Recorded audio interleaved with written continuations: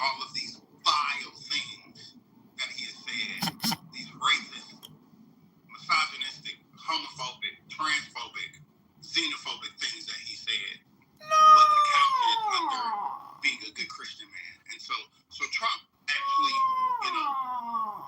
embodied the duplicitous nature of Charlie Kirk. All right, so just a quick question. I'm pretty sure you guys have answers to this.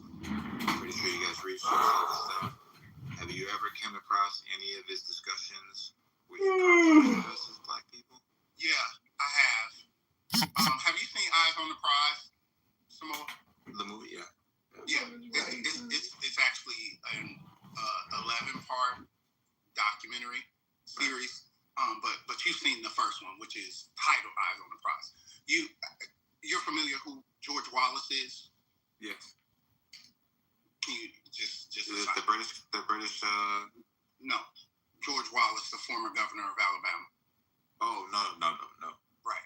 George Wallace was, I believe it was George Wallace who said segregation now, segregation tomorrow, segregation forever. Right. That governor.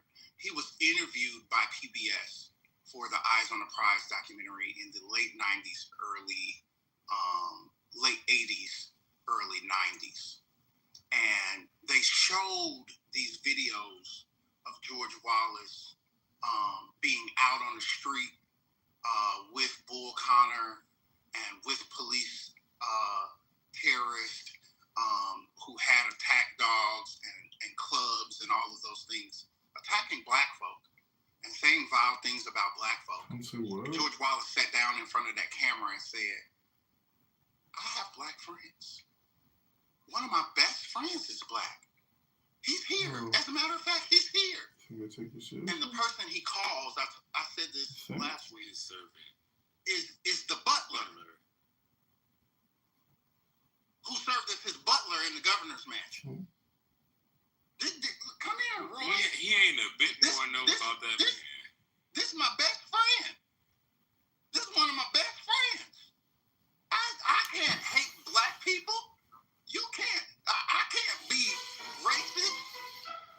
Because this nigger here, I'm editorializing now, is my best friend.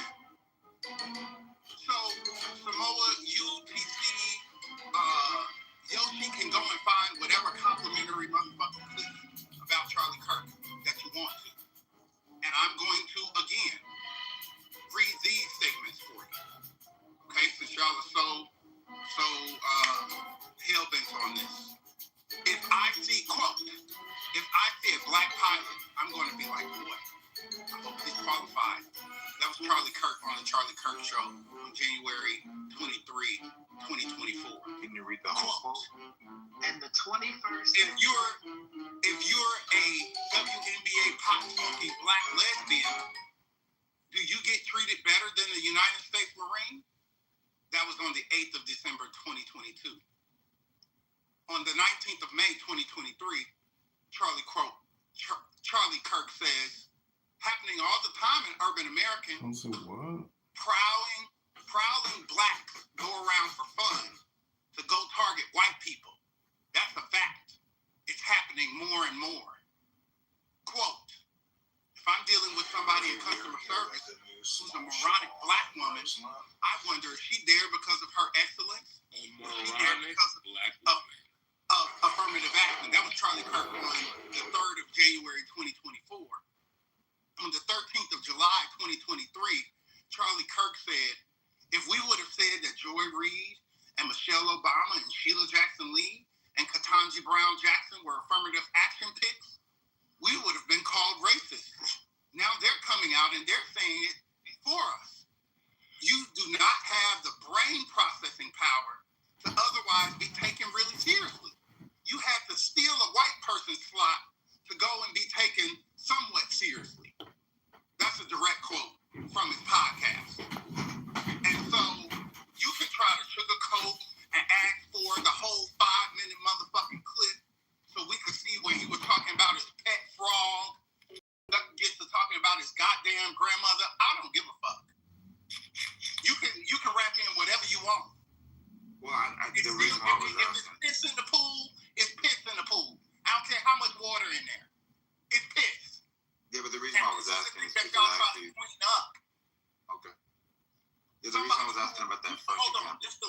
argument I'm gonna make, because I'm gonna defend Ketanji Brown Jackson.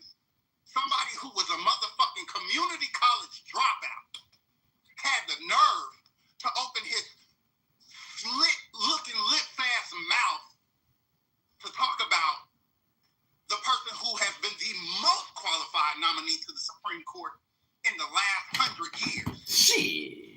Has served on every level of the federal judiciary. Also served as a public defender on the federal level. Served on the sentencing commission. And you have the motherfucking nerve to talk shit about a woman like that with those accomplishments, and you couldn't even get a fucking full year transcript at a community college? And you talking about taking slot? Not to mention he made the statements about what was his GPA that one semester? He didn't get Couldn't get into West Point because somebody black probably took his slot. Not probably, but they took his slot. And then when he was challenged on it 2 years later, he said, well, that was what he heard. And then challenged further years later after that, saying I never said it. Why? What? Tell me what the impulse to sanitize. I was asking what his GPA was, though. You can look it up. But as soon as Corey's done, I just wanted to ask just a couple of questions. Yeah, I just asked, what is your impulse to sanitize this? What is that rooted in? Well, I'm not sanitizing anything. I was just going to ask, as far as like your first example that you brought forth about I'm going to wonder if the pilot is qualified. The reason why I asked you if you could go ahead and read the rest of the quote is because, and I think this is verbatim, he says, this isn't me, this isn't how I actually think. It's unfortunate, but the far left creates these programs that make you question a person's qualification because they prioritize or their primary focus is identity. So that's the full quote. So wait. Hold on, y'all, please. Can you read the quote again? Yes. So after he says that, they start laughing in the podcast, and then he says, "This isn't me. This isn't not how I am. It's the way that the left creates these programs like affirmative action and DEI that makes you question the qualifications of black people, gender, whatever." And then he says, okay. He said because the primary focus is identity. Okay. So do you want to engage in a conversation with me about linguistics and the linguistic tools that he employed in the quote that you just read? That he sought to distance himself by saying, this isn't me. This is what DEI and right, but this is what DEI and the left makes you think. It makes you question. It makes you wonder. How are those two ideas separated from each other? The first clause and the third clause support each other. And the bridge in between them is his attempt to distance himself from what he later says is a justification because these programs on the left that are created by the left, they make you question a black pilot's qualifications. But Corey, to add, That doesn't. Hold on. I just want Samoa to respond because you read this full quote as if it would exonerate him, and the full quote actually supports the first thing that he said. No, so what he says is, this isn't me. I don't think this of black people, but because DEI and affirmative action, specifically about this example here, because they prioritize identity, it makes you question if that's what they prioritized over qualification. Okay. Makes who question? People. Who is the proverbial you that he's talking about?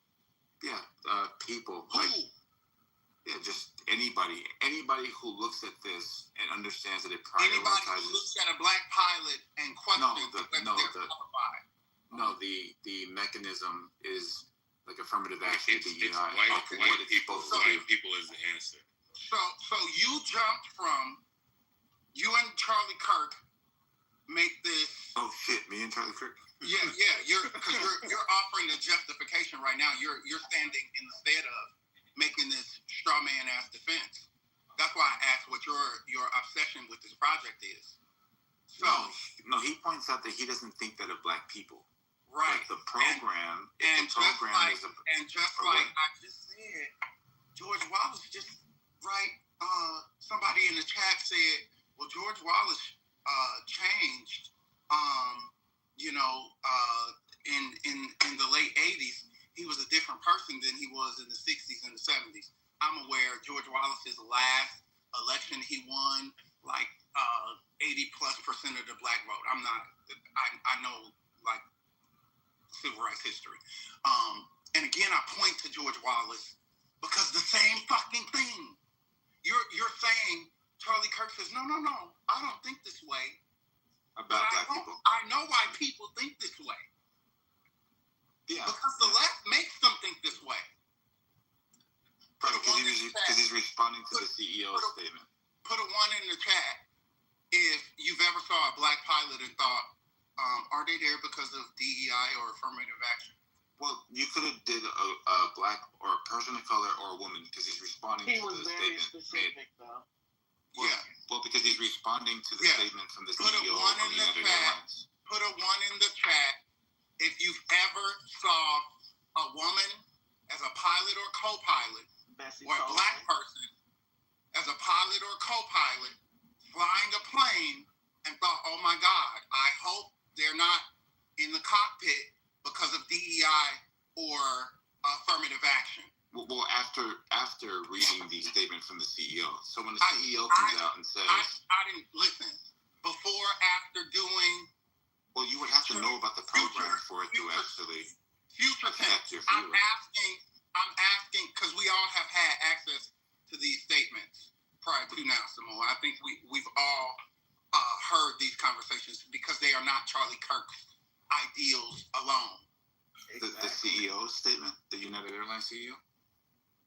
Again, we all heard the conversations about that CEO's statement and other folks' statement about affirmative action.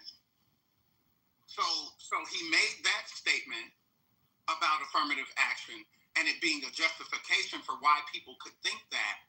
Do you think, Samoa, that statement, that justification at the end is far off from the other statement because you elected to zero in on only the last one and didn't on only the first one and didn't adjust the other ones? Where you talked about affirmative action and how these black women didn't have the intellectual capacity to be in these places.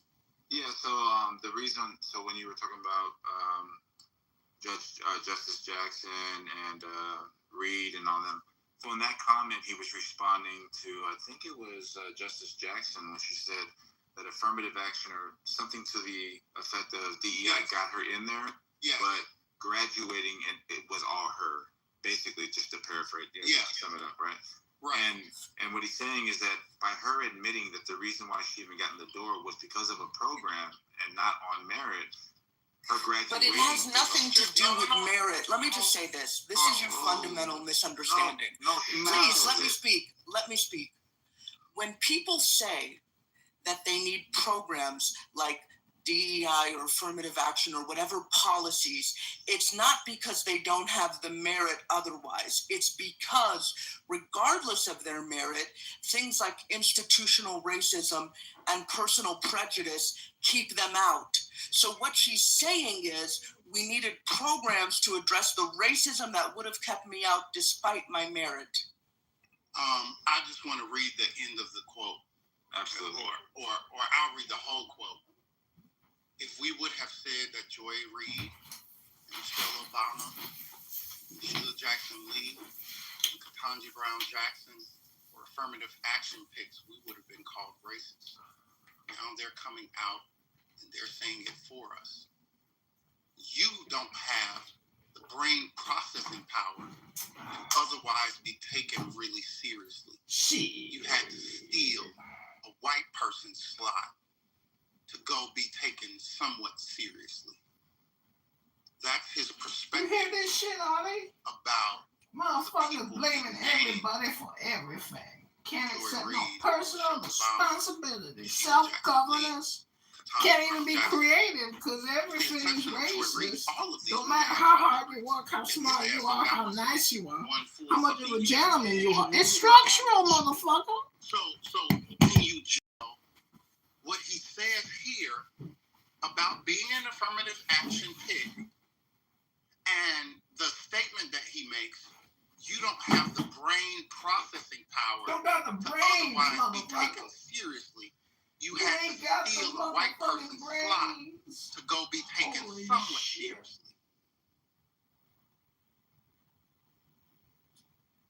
Yeah, that's the critique on affirmative action, right? Like that's the conservative Erica. No, that's his. Just hold on. Just like if the That's his critique on No. DEIA, No. not on affirmative action. There's a difference Alright. between the two. all right, so just real quick, like this is a conservative talking point. Candace Owens.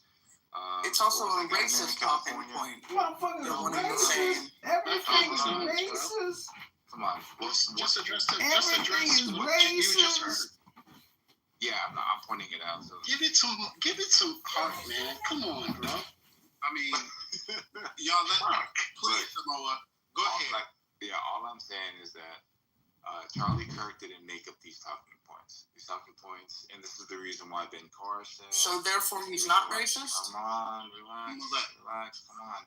There's a reason why Clarence Thomas, all these black prominent people that he references. What was the other guy's name that was running against Newsom? The guy with the radio show for governor. The guy that the monkey threw the thing at. Elder. Larry Elder.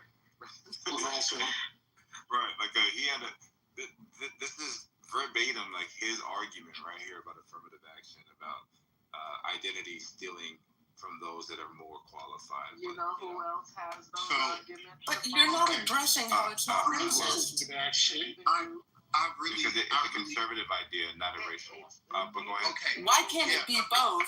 Why really can't it be both? Conservatives only conserve Women are dumb. race. It's what you're Conserve white trying to supremacy. conserve.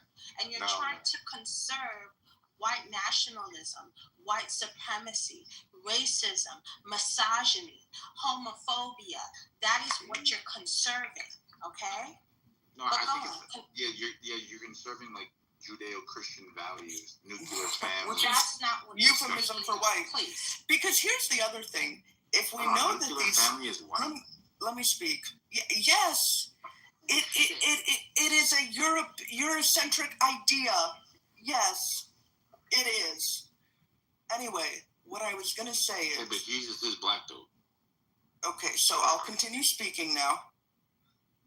So, if you know about these systems, and it's not just racism, right? If we're taking an intersectional approach, it's classism, it's patriarchy, they have moneyed networks, support networks, which is why not only white people en masse, but a very specific and select group of people have been the ones to excel and move forward in so many fields.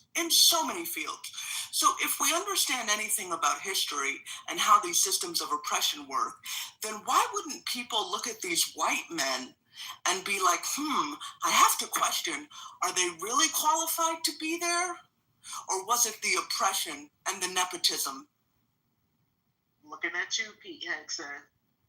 And it's interesting that he only named black women when he could have named Sonia Sotomayor. He could have named Ruth Bader Ginsburg, Sandra Day O'Connor, or what's the one in there now? From Indiana, who only had 2 years. He could have named Elena Kagan. I'm talking about conservative. Coney Barrett. Yeah, he could have named her, who had the least amount of federal She has no experience. judiciary experience since Sandra Day O'Connor. Say Corey. He didn't name any of those white women, but he zeroed in on black women with sterling qualifications. And you still, like, while you have done it in the moment, you still haven't given voice to your obsession with this project of sanitizing his repugnant views. He ran. You've given us dithering answers about these aren't his ideas; these are conservative ideas. You know, they're not his talking points. Corey, he's gone. It doesn't matter if he's gone. It does not matter if he's gone. Let Corey finish. Okay. No, I mean, listen. I think it's worth pointing out. I just think those things are worth pointing out. That as soon as I maybe it's like when you say Beetlejuice or when you say Candyman 3 times, like they show up. Because we were just talking about PC and Yoshi, and then here comes this one. Mm-hmm. So maybe we should stop, playing these childhood games we used to say, Candyman. If you're from Chicago, we don't fuck with Candyman. Maybe we should stop, because that was another instance of exactly what I just talked about. And I appreciate y'all allowing me that back and forth to demonstrate how fucking absurd it is. Like, that shit's crazy. This ideology is just so fucking insane to me, because on the one hand, you're going to keep basically anyone who's not a rich white man, right? You're going to keep them out, right? Under these systems, where they get to make their own decision and they get to pick whoever the fuck they want. You know what? I'm not even going to tangent into a different story. So that's how they're kept out. Right? And then if we address that oppression and we say, listen, you guys clearly cannot be trusted, okay, to make decisions completely of your own free will. Okay, we've given you free reign for hundreds of years to make the decision based on whatever you think is best, and we see what you've done. Okay, so now there are going to be some basic rules. And this idea that these programs make you have to hire a black woman, it's the stupidest fucking thing I've ever read. There's not a single policy that is a policy that says you must admit a black woman, you must hire a black woman, or whoever. It doesn't fucking exist. But what does exist is saying you have to cast a wider net, you have to consider a variety of factors, you have to pull from this candidate and this. So there's a whole range of things that make them have to consider more people, okay? And so when they're forced to consider more people, right, and now it's not a bunch of people, right, it's still mainly, pilots are still mainly men and judges are still mainly women. There's a sprinkling. There's been a small opening. And now they're going to use that to say, oh, so now you're not qualified. Now, because we weren't allowed to keep you out, now you're not qualified. This is the ultimate fucking catch-22. It always comes down to, at the end of the day, whether it was the unabashed racism before the policy or the somewhat held back racism after the policy, what it always fucking comes back to is you don't belong here. You don't belong in that role. You don't belong in that position. You don't have the right to make a decision. That's what it always fucking comes back to. And yet somehow, it has nothing to do with racism. It has nothing to do with it. Well, we can just talk from the administration. I mean, think about it. RFK Jr. is Secretary of Health and Human Services. He does not have a medical background, but because his last name is Kennedy goddamn Jr., he got in. All because of his last name. I mean, where are the qualifications there? Why are we not questioning why he is secretary? But somehow Ketanji is a problem? I don't think so.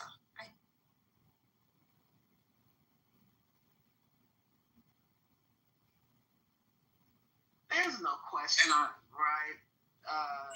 He said specifically, and this is exactly what Black people face, and when we try to participate in this economy, he said specifically had to take a position that belonged to a white lot right there. That is the crux of racism, white supremacy. When I see you walking through the door, I automatically assume that you know nothing. And this mediocre ass white man that's next to me, somehow he's so brilliant. Motherfucker's been flying planes for how long? Like, his examples are just so absurd. But because some of us buy the narrative about ourselves, about our own people, and can't identify that we possess all of these skills, we do all of these positions. You go to Africa, all the fucking pilots are black. Black women, black men. Like, come on, like, we're running our own countries and the infrastructure we can afford to support. We have these skills too. Like, it's not fucking, this is just, it's not anything unique. It's not quantum physics. You know what I'm saying? And it's like, damn, really? Like, you think that a motherfucker got to know how to build the plane to fly it? And even if it was quantum physics, plenty of fucking black people could do it. That's a fact. God damn it. But it belongs to a white man. And that's where they never get pushback. It's like, what do you mean that belongs to a white man? What makes you think that you are entitled to a labor position?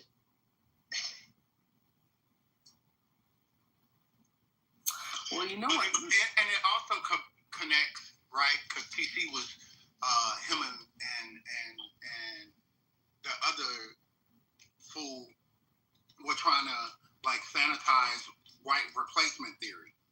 It also connects because these black women, these black men are replacing white men in the workplace.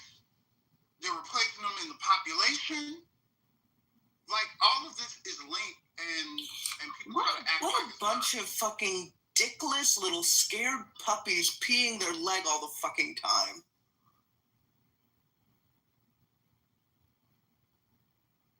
Like, it just, I mean, okay, I think the horse is dead. We can chop it up for, like, dog food or something. I don't know.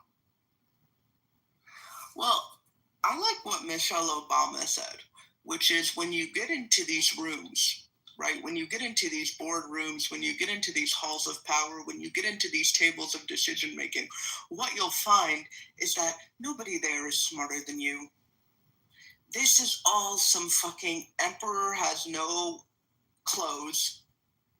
And that's what they're actually fucking terrified about, because they've been playing the fucking game on easy mode, and they fucking know it, and they're terrified of any kind of fairness. They're terrified of a meritocracy. They're terrified to fucking compete. And then they were sitting up here saying, well, what grades did Charlie Kirk make? Oh, whoop-de-fucking-do at his little rinky-dink community college in the first year. What do you make, A's? Wow, I'm so fucking impressed. Give me a fucking break. Something to share, right? So, you know, we're aware of this quote, right? That came from Crystal Clinton. She was one of the UNLV chapter presidents, right? And she leaked, the New Yorker leaked some of the messages, her text messages, and one of them was said, I hate black people, like fuck them all. I hate blacks, end of story, right? And so after that, and after the media, you know, release of it, TPUSA let her go, right? Guess who she's working for? Clarence Thomas.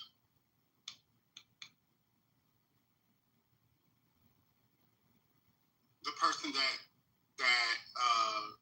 was just quoted by this young man who was on the stage, or just brought up in this topic. That's who, the person who said, I hate you niggas, full stop. She working for Justice Ruckus. When you were asking, what is your what is your commitment to? What is your obsession with sanitizing this racism?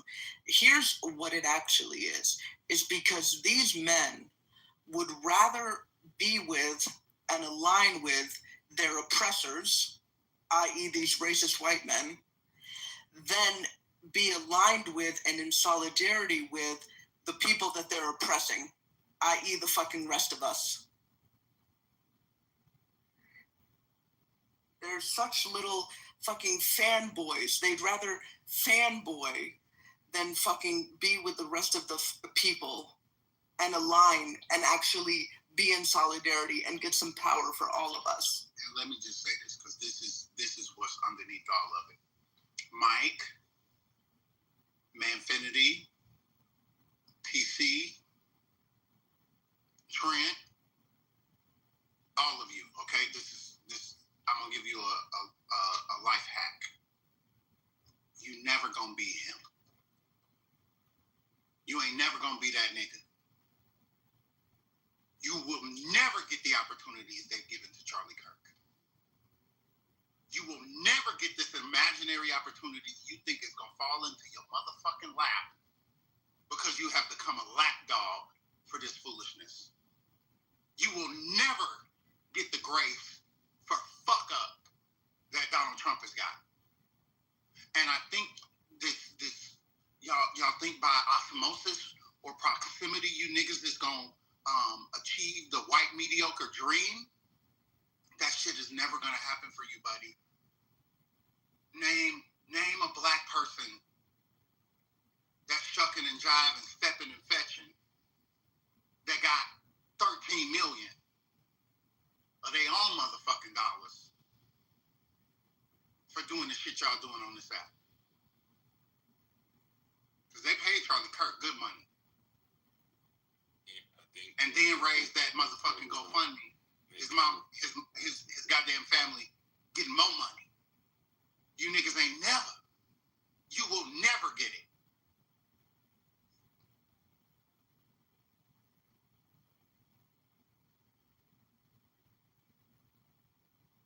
I think it's the way they've internalized their racism, though. I don't think they actually believe that, Corey, if we're being in depth.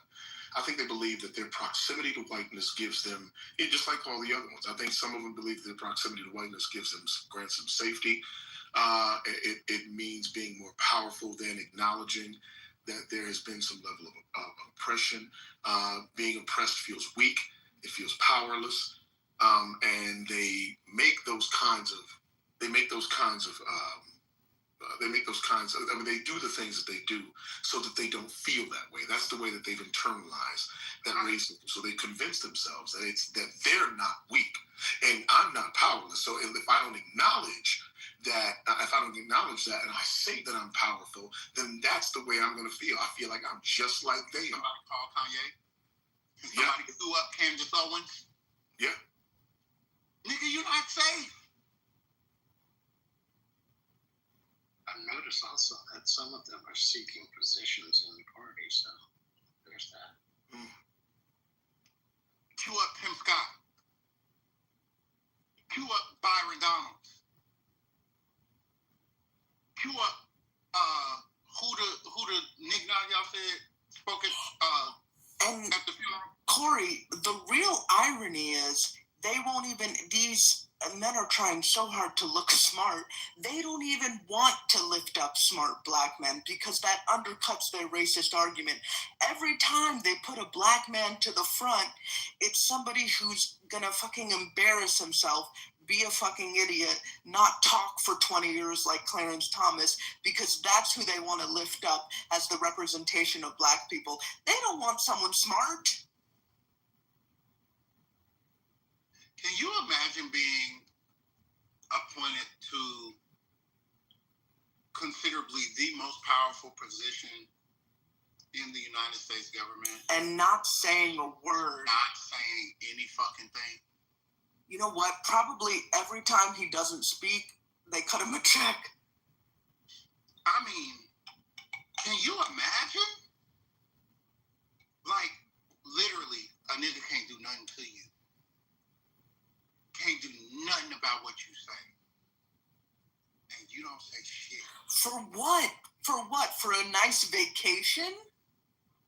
What an idiot. I'll say what I want on this motherfucker for free. And can't nobody do shit to Clarence Thomas. Some people might take these recordings and stop funding for, my foundation. And, I got a homie who is now the most banned author in the country. So, when my book come out, I guess they could ban my books and shit. So I got some. But Clarence Thomas, this nigga ain't got nothing to lose. Don't say a motherfucking monkey ass word. 3 sentences. The whole term.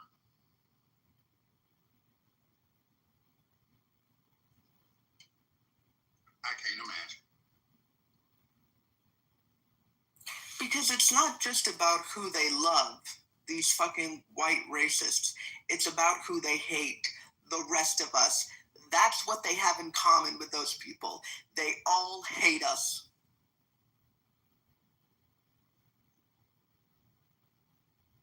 And then they always come up here like we're going to be fooled. Oh, well, talking to Deborah, God knows which way. Oh, you're an angry black woman. You're this, you're that. And then in the same breath saying, hey, I have nothing against you. Give me a break.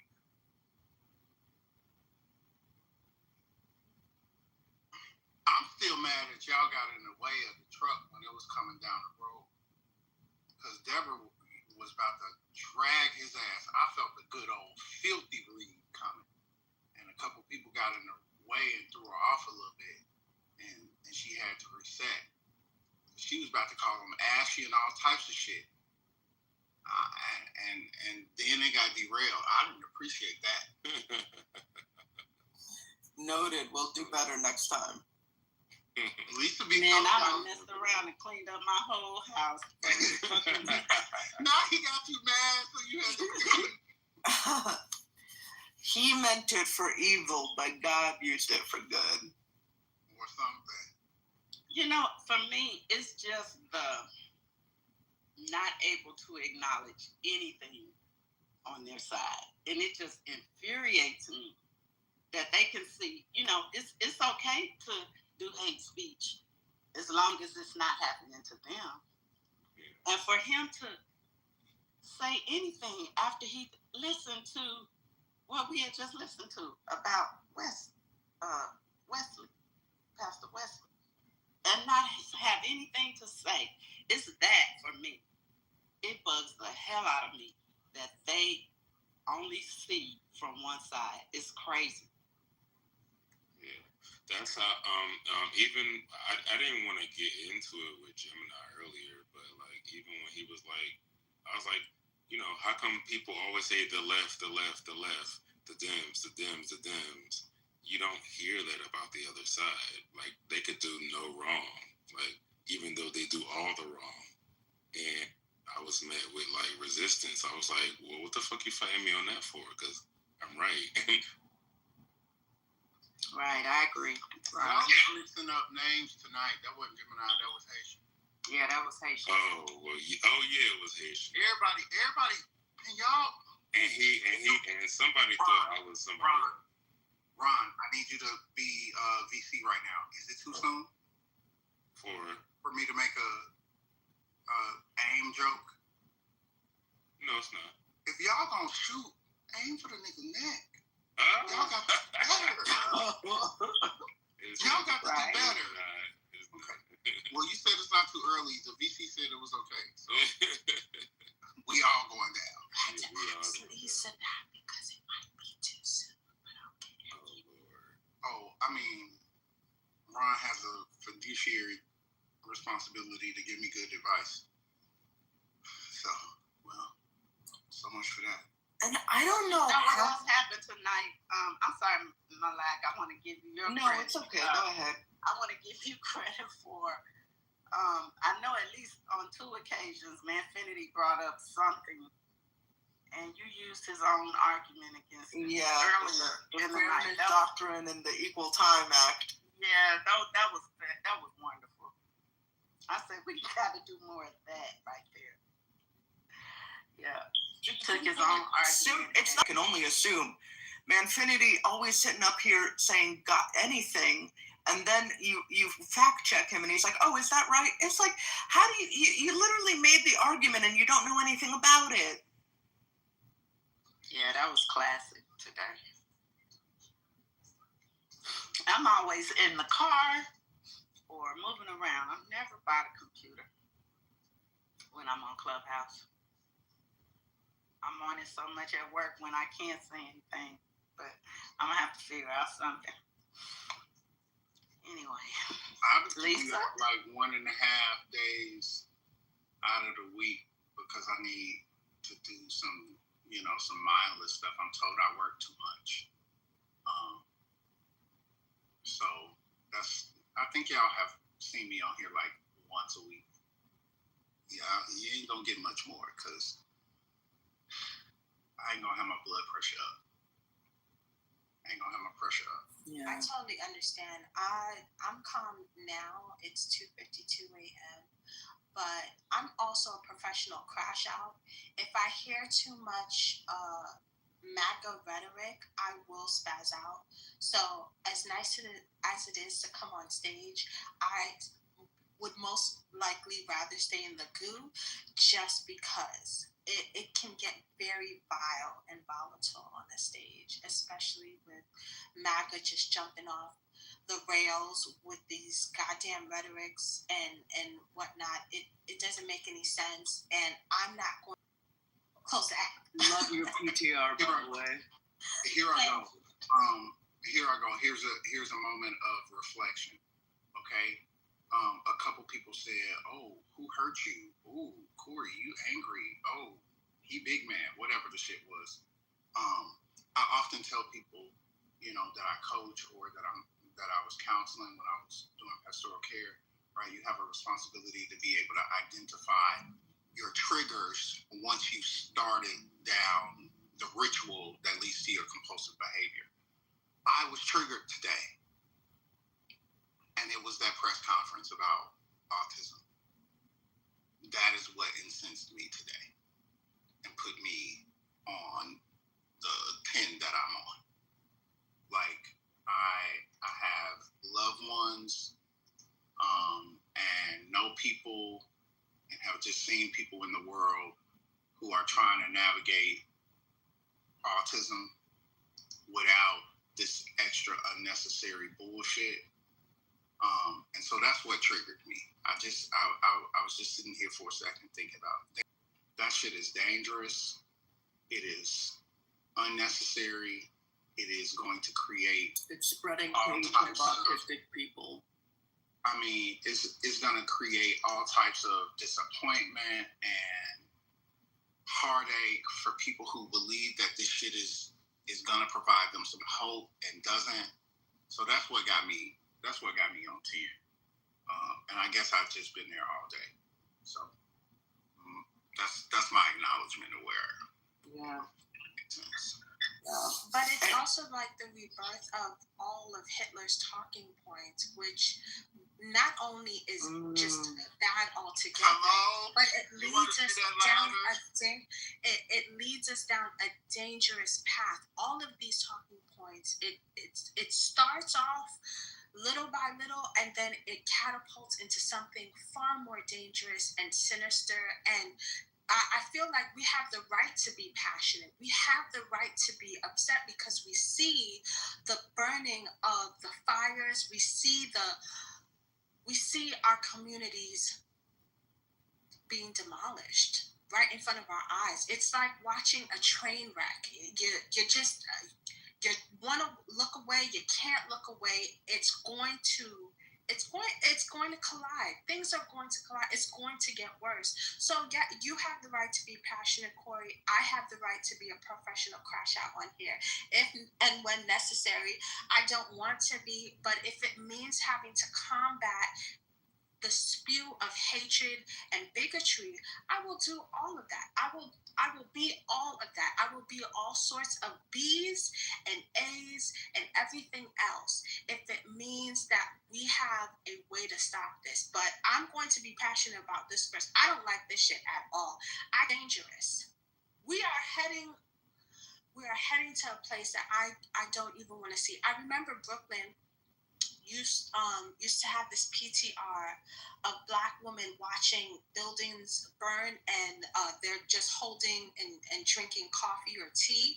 Are going to have to scatter and run for their lives. I pray it doesn't happen, but I see something happening and I don't like it, and I feel it in my bones that if we don't say something now, it's just going to get worse. Yeah, that's powerfully said, both of you. And I feel that there's something very naive about these Trump supporters, particularly, you know, when they're Black men or when they're women, because it's like, how many times do you need to watch the leopards eat someone's face before you realize, oh, this is what they do? I mean, he had crowds out there chanting "Hang Mike Pence," which is the fucking vice president. Do you think you're going to be more powerful than that? Like, this is going to turn around and bite you in the ass. But on the other hand, I can also see how it would be very satisfying on just like a gut emotional level to be a Trump supporter. Like, to be like the way that they go out there and they just speak so boldly. You know, I can see how that would be very satisfying. They're telling you these people are enemies and they're going to go after them and whatever. And you're like, yes, like there's something very primal about, well, if you think someone is, you know, if you're saying someone is so bad, this is how you should speak about them and whatever. And it feels like, you know, on our side of things, you know, we're being told, oh, these people are, you know, we see the horrible things that they're doing, their threats to democracy and whatever. But then it's always this like placating language. Not that I like want, you know, the violence in any way, but even like because I remember when Obama was running, particularly in 2008, when he had to make the case for himself.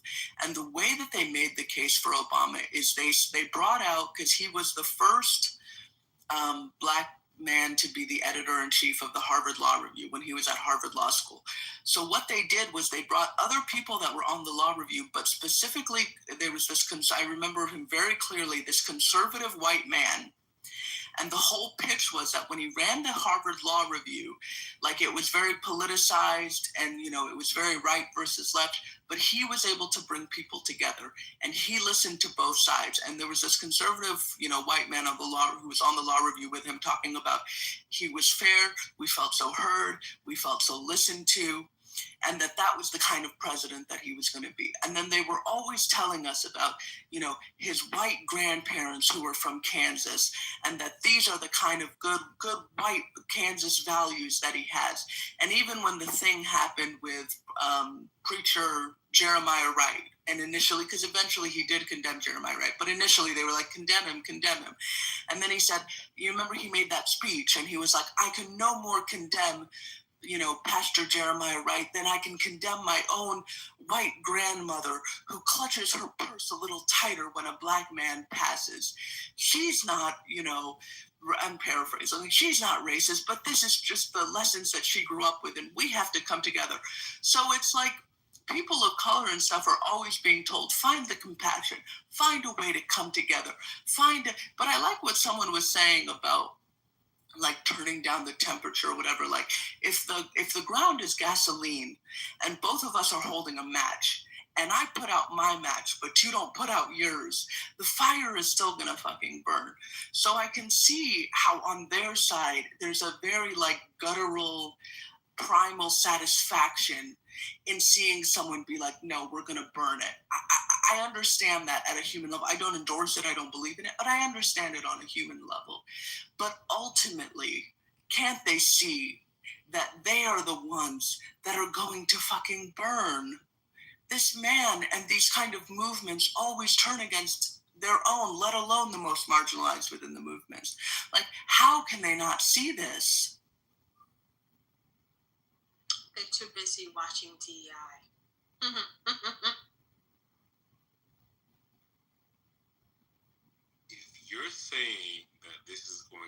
destroy them, then let it happen. Yeah, but it will destroy all of us. It's not just them.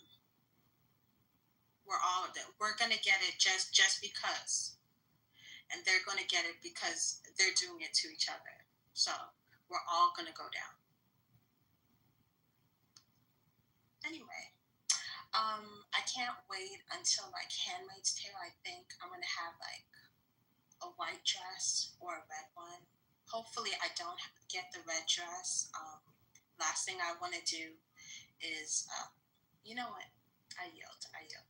I have not watched that series. I heard you mention it. It's creepy. And I need to watch it.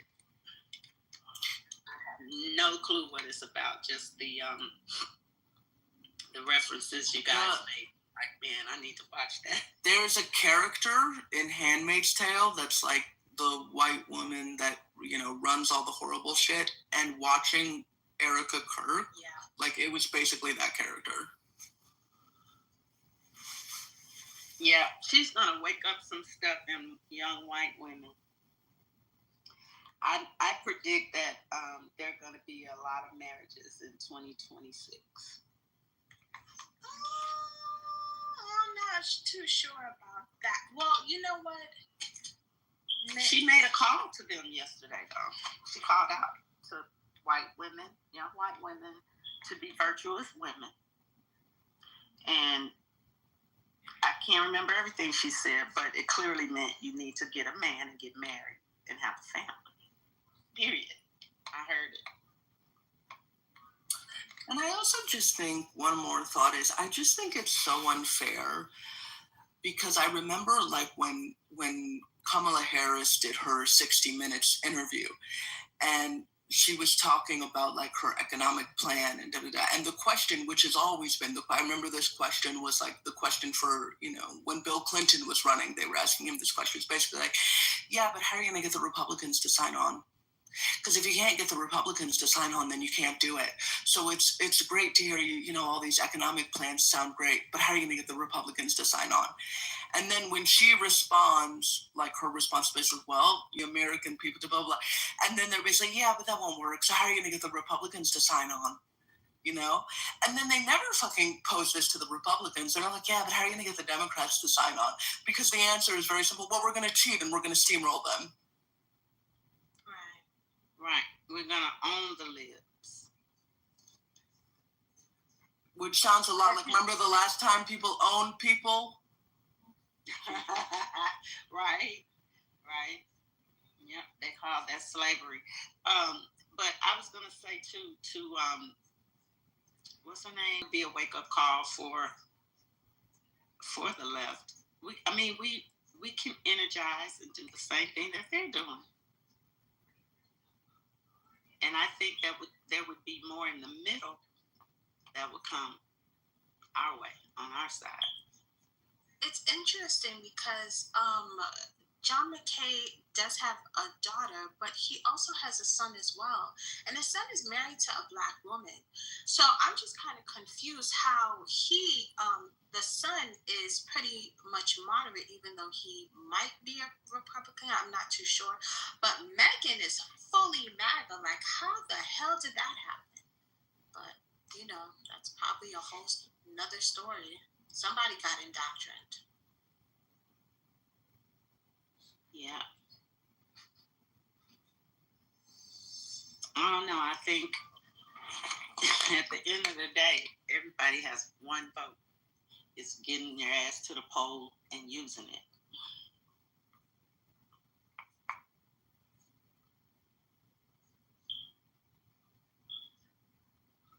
I still can't believe that Trump won a second time. Like, it wasn't bad the first time he was in office. Like, Jesus Christ. Anyways, do we have any more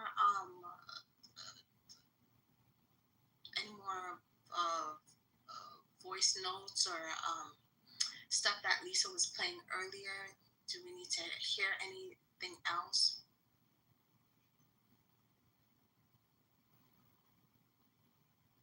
Yes. I'm not sure if there's anything else tonight.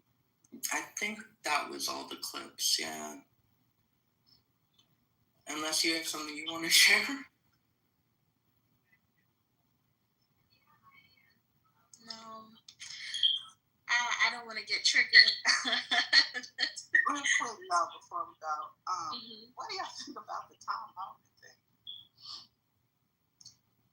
Tom Hogan? Holman. The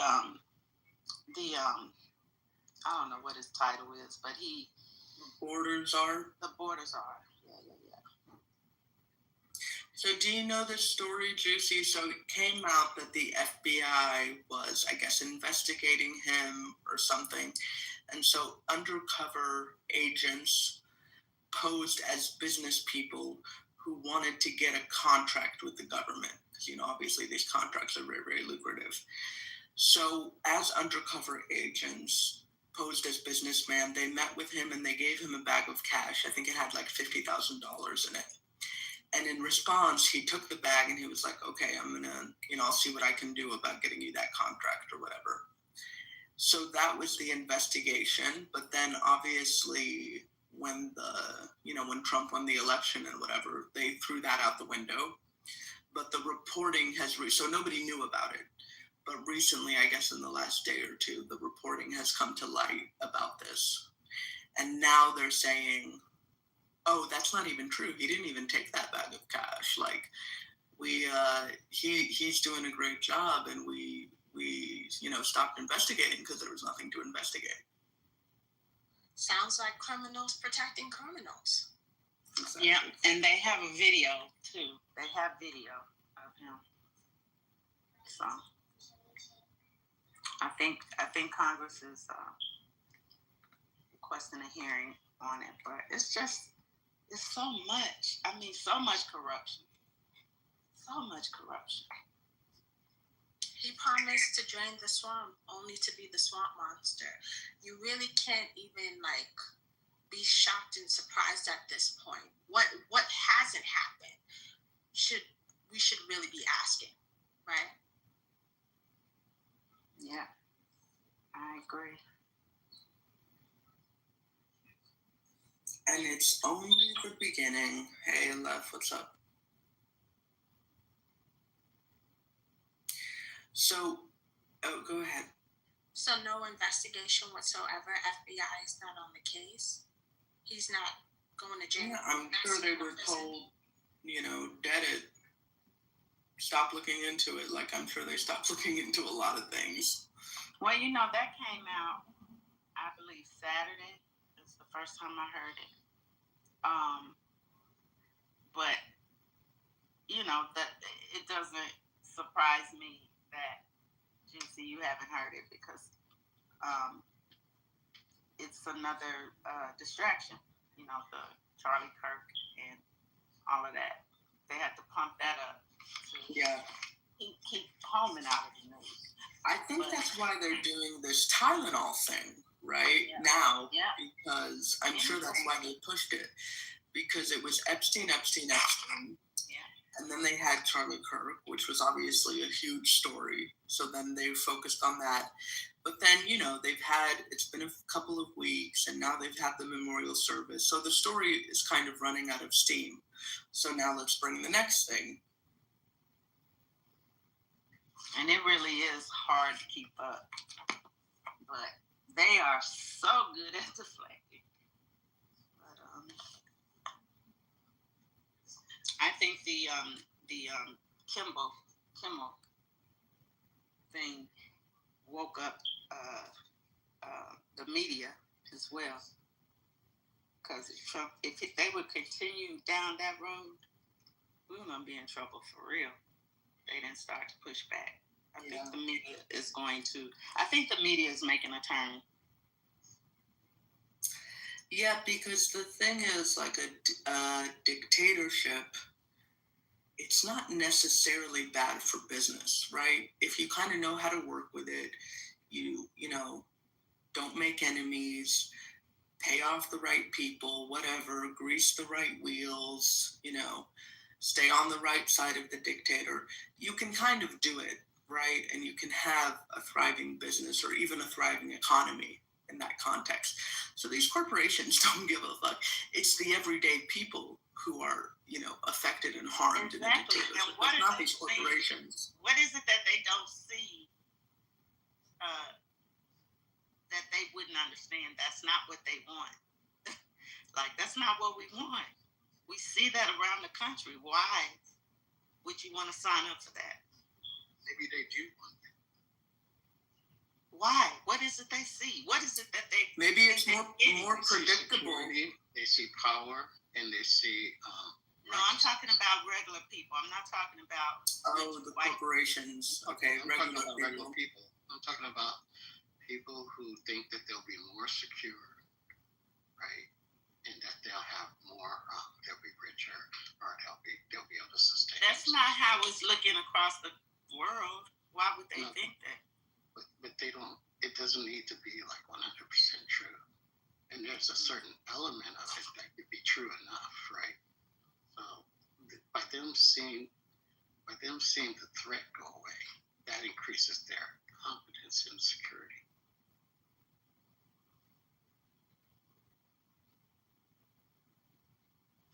Yeah, it must be a mental health thing, because I don't know how else to describe it.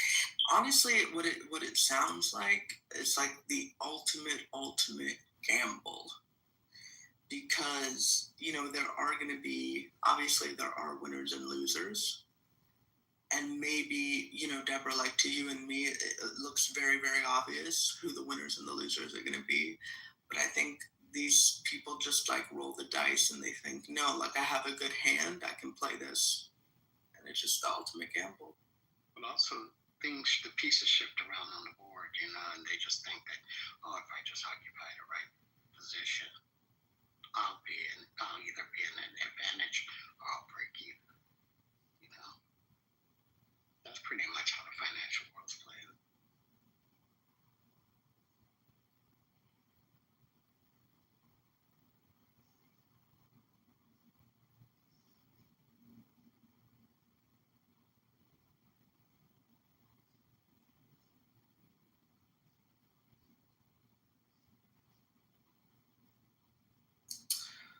Well, y'all, is it about that time?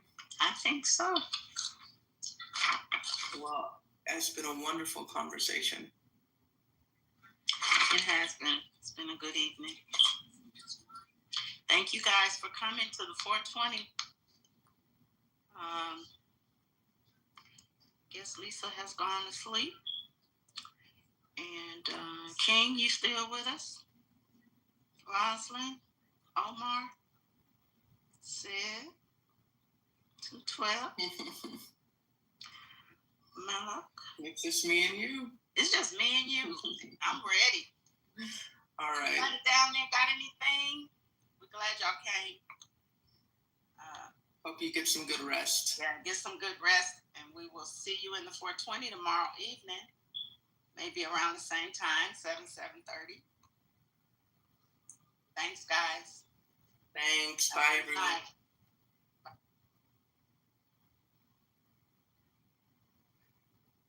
Who else? All of them.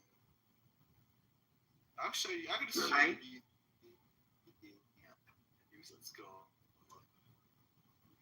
You're breaking up. Baby OG, Julie Prince. There you go. They don't want to. They'll love. Okay, now you gotta play this voice. Now you gotta play this voice.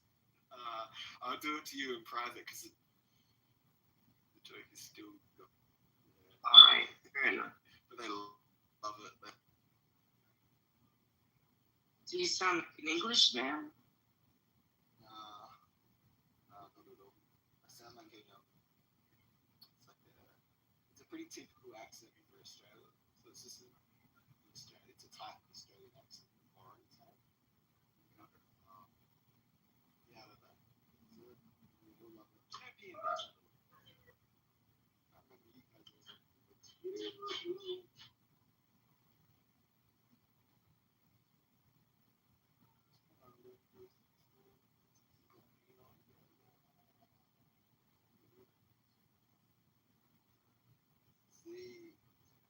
Wait, say it again. What would you say?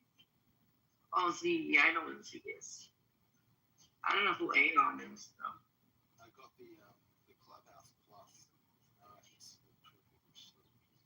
The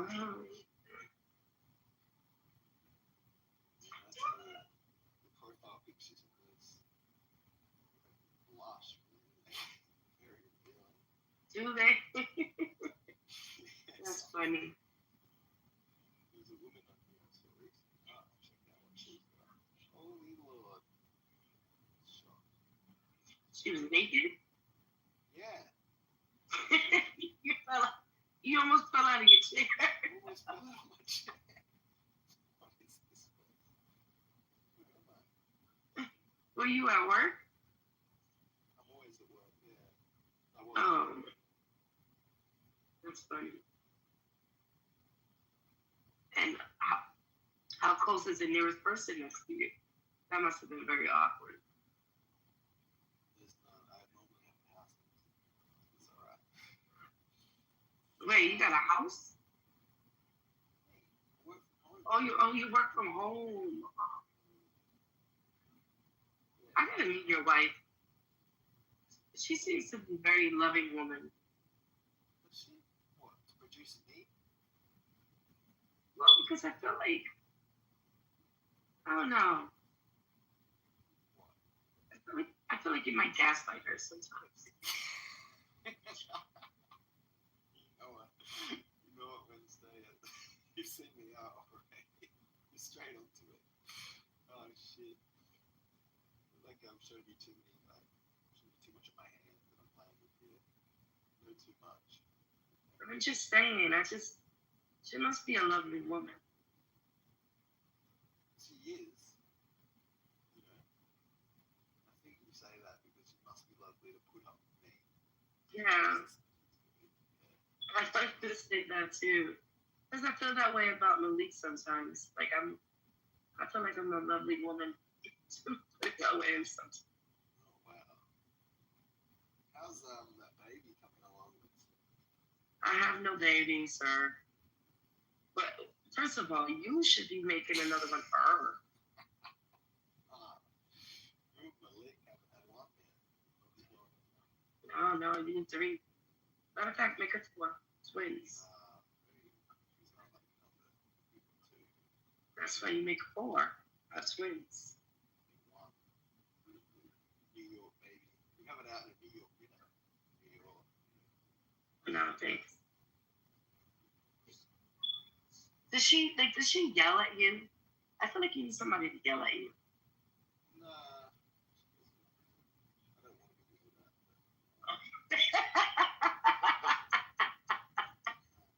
And this is why you married your wife.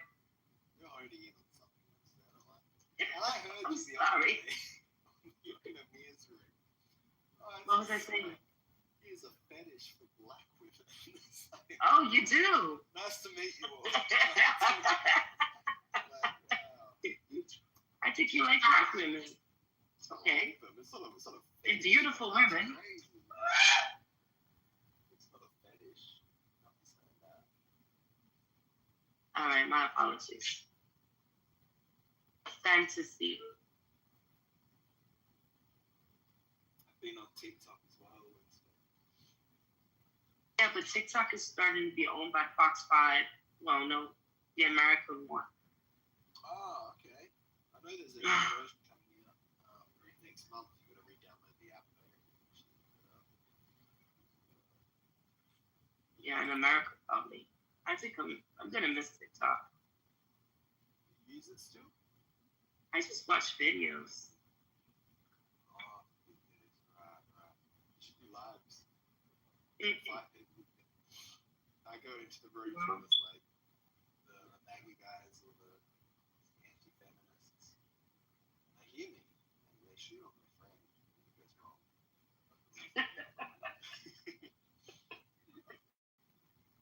They pretend like they're tough and handle it, but they can't. They can only fight like really. Wait, what's your arguments to me about though? Oh, they're normally talking about Charlie Kirk, saying some like made up crap, and I was going there to say, "Oh, it's not true." Just Google what they say in front of them. See, it's some bullshit. Oh, okay.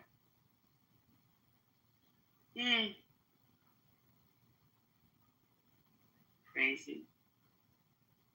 Who's this person listening to us? Anon. Two friends. Nobody knows that they know us. Mm. Danny the commie. Don't be fooled. I don't know actually. I love Mandami. It's gonna be my next mayor, hopefully not over. Ah, is he? Uh-huh. In November, he's a democratic socialist. Yeah, okay, that's why they're calling him a commie. There are arguments against all socialists because they're communists. Not. Yeah, well, they don't know. I was in a room when they said most people who are fascists are left-leaning, and I was like, that was crazy. So I had to Google it to them and be like, no, most people who are fascists are actually right-wing. You know the definition of fascism, the outgroup, the opponent of fascists is the left. That's the really scary part. When you Wait. look up fascism and you see that But there is... back then they were talking about the left. They were hating on the left. The scary part is nothing's changed. That's what freaks me out. When you see that fascism... Yeah, but there was a lot of... Then it's like, fucking hell. Like, we're doing but there was a lot of people... But there's this thing, it's called fascist drift, that you go so far left that you start agreeing with... No, I'm serious. Go Google it. Yeah, people go around in circles. It doesn't make any sense. You can't be so anti-right-wing that you become right-wing. No, I think it's the other way around. I think people who are so I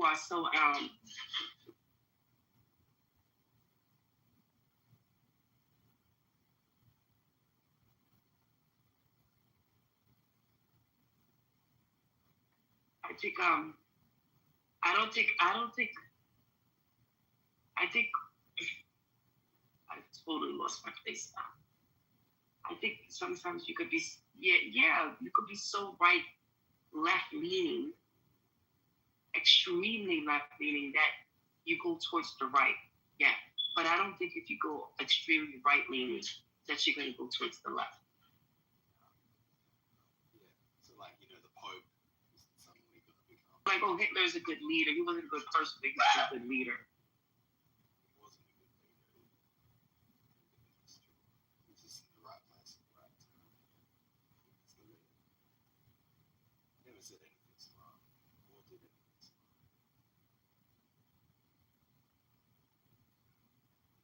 And I'm over here thinking to myself, are we thinking of the same man? What are we doing? What are we doing? I don't know.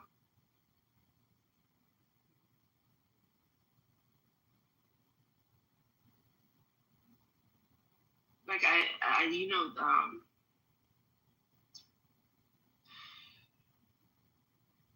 sometimes I accept people for what they are.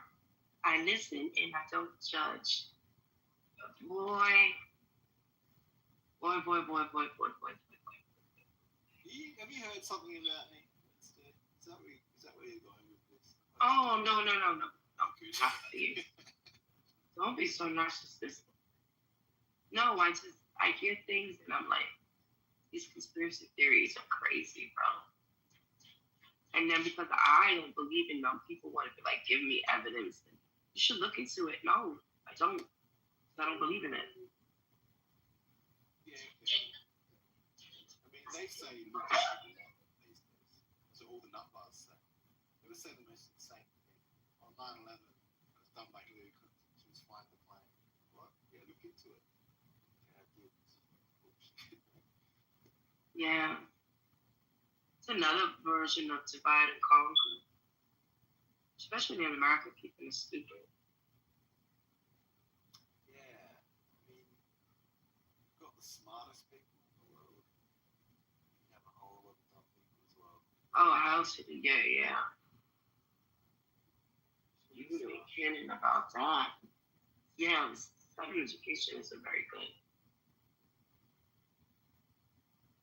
I feel like if we could just educate one generation of Americans properly, like public school, we wouldn't have any issue. There was, if you look at videos, in like the 60s and 70s, and some of these kids were so very articulate, were able to express themselves, use these big words, and then all of a sudden, the Reagan administration happened. I believe it, yeah. If you look at old newspapers, you read them, like, wow, this is so highbrow, like it's written so well. These really complex words. Yeah, it's much, grammar and everything is so much better. You'd think that the people that are reading it are all like super smart. It's just the average person was just much better at reading and writing back then. These days everything has been dumbed down. Like Trump, he only uses like 400 different words, big words. It's so powerful the way that he like speaks. I feel like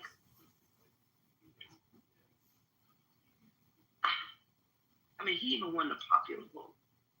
I don't understand why the Democrats use Kamala. Like, that shit is crazy. She was the best candidate. Like, she's so much better than people on paper. Yeah, on paper, but she was a woman. It's the only a reason. woman of color too.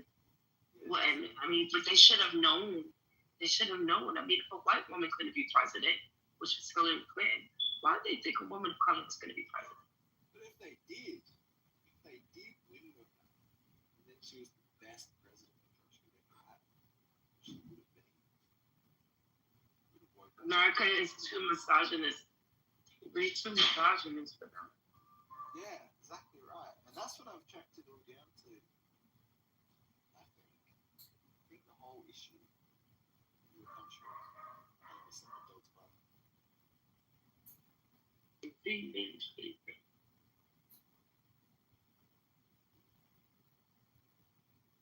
Yeah, I think that is the whole problem with the country. It's misogyny. We have to figure that shit out. Quickly. When's your midterms?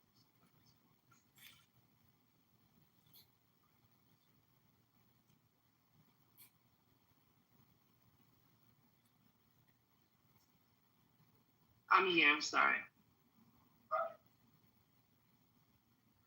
I need to actually really go to bed. I'm sorry, sir. No, I don't know why I opened this up. You're alright. I gotta finish working, mate. All right. Well, have a good rest of your day, and be kind to your wife. Oh Be my kind. God. Be kind. Right, I'm rooting for. I don't even know her last name. I'm gonna call her El Snurker.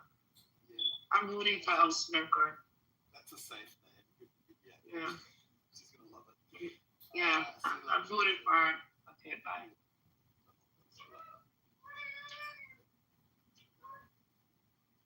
Like, it's just, some are predatory, some are they're gonna leverage the money and bend you the fuck over, right? Yeah, But you gotta that's what I understand that when they coming in. Yeah, that's what I mean. They want a lot of PE individuals come from Wall Street, and or at least the ones I've seen, maybe other places. And because of that, they want fast returns. They want anything from 18 months to 3 years, and they want to get in and out. And they want to, oftentimes they want to take a board seat, the cap table, and they'll want to be able to control. They take over your shit. They come in for the majority of the cap table. And that's why I don't use. Yeah, you don't have to give up the majority of the cap table. Give them 49. You keep 51. They might be happy if they get 10 or maybe 5. Like just it's just not. It would never happen with me because I've seen crazy stuff. I'm like, no, I'm good. But yeah, they come in, they buy it. They don't even want to stay either. They come in, they buy it, and then they revamp it, and then they sell that bitch. Yeah, they're trying to break it apart and sell it. It's like, no, VC is radically different. Do I have an example of the difference, guys? Sometimes it depends. So if you've heard of Blackstone, now Blackstone is the company that everybody thinks that BlackRock is, that's buying the single family housing, right? They are somewhat affiliated. So what Blackstone is doing with single family housing, that is private equity. So basically, that is typically where you need to be an accredited investor, right? And the reason that they do that is because private equity is typically, individuals, firms that are aggregating funds, right, for the purpose of making these long-term investments. So they're highly risky. Sorry, they're very risky and aggressive. So think about like if Lou, King, and Strong got together, they each put in $100,000. And let's just say we heard Kalisha talking about funding, and they said, you know what, Kalisha, we are going to use our fund, and we are going to invest in, your business, right? We're going to make a capital investment in your business.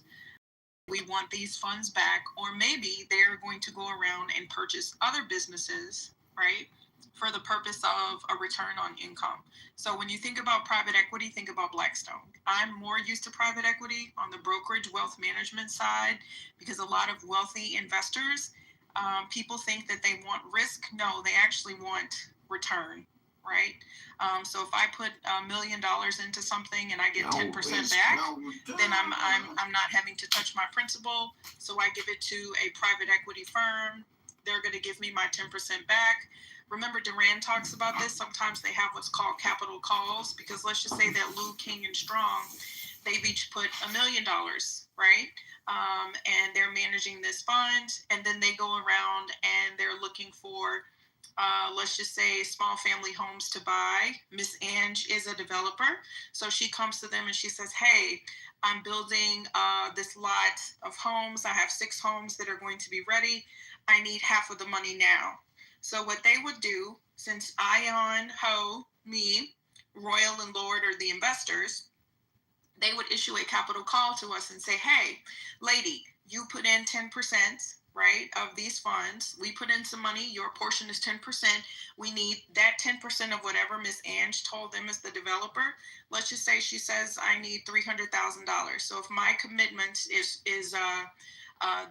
10%, then I have to send my wire for 10%, Royal, Lord, everybody else. And then when Miss Ange says, okay, you can have the rest of the houses, then they're going to issue what's called a capital call, right? We're the investors, and then they're going to get the rest of the money, and then they're going to pay her out. And now that fund owns those assets, if that makes sense.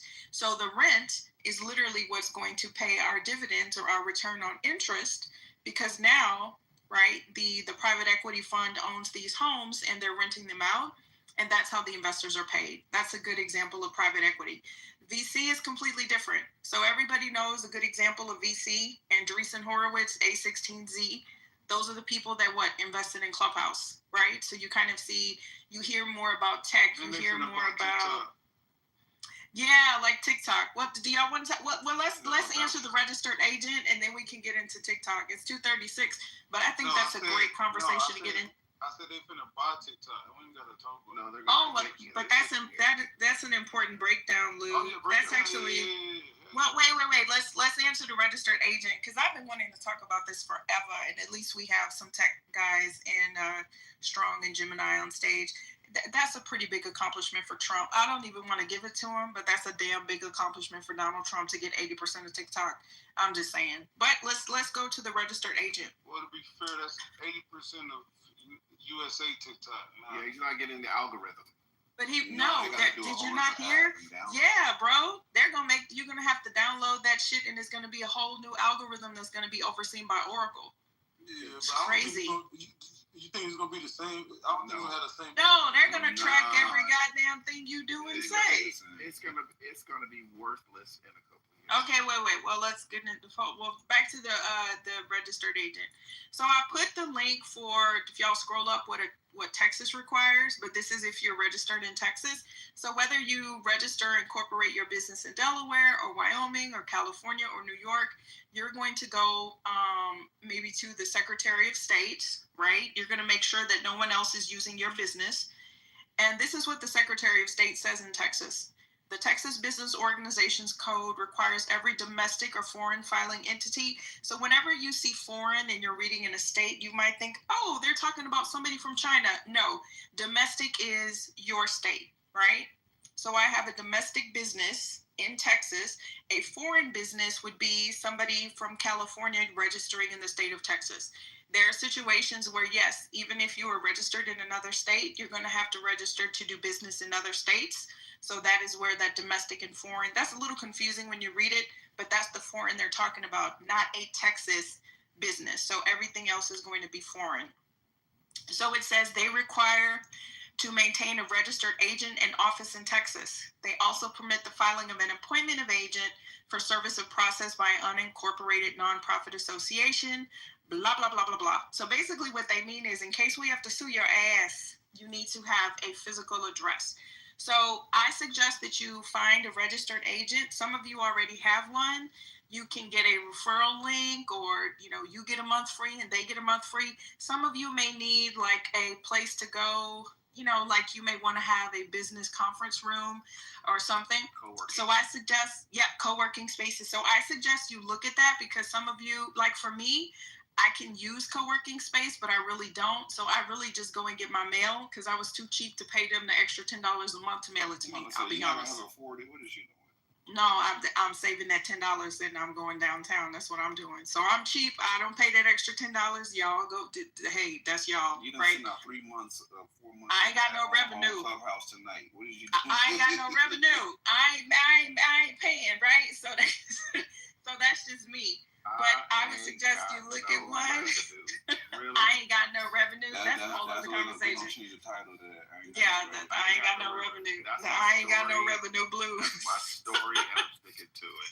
I ain't got no revenue blues. I'm asset rich. Get out of here, Xavier. So the point that I'm making is you don't want that to be your home address, right? So for some of you, it's just going to be that virtual office, and the virtual office is just going to be a physical location that they deliver your mail. Sometimes the registered agent can also be the virtual office, but sometimes it's not. So I would make sure you have all that information, because when you're filling out your document with your state for your entity, they're going to ask you, who is your registered agent?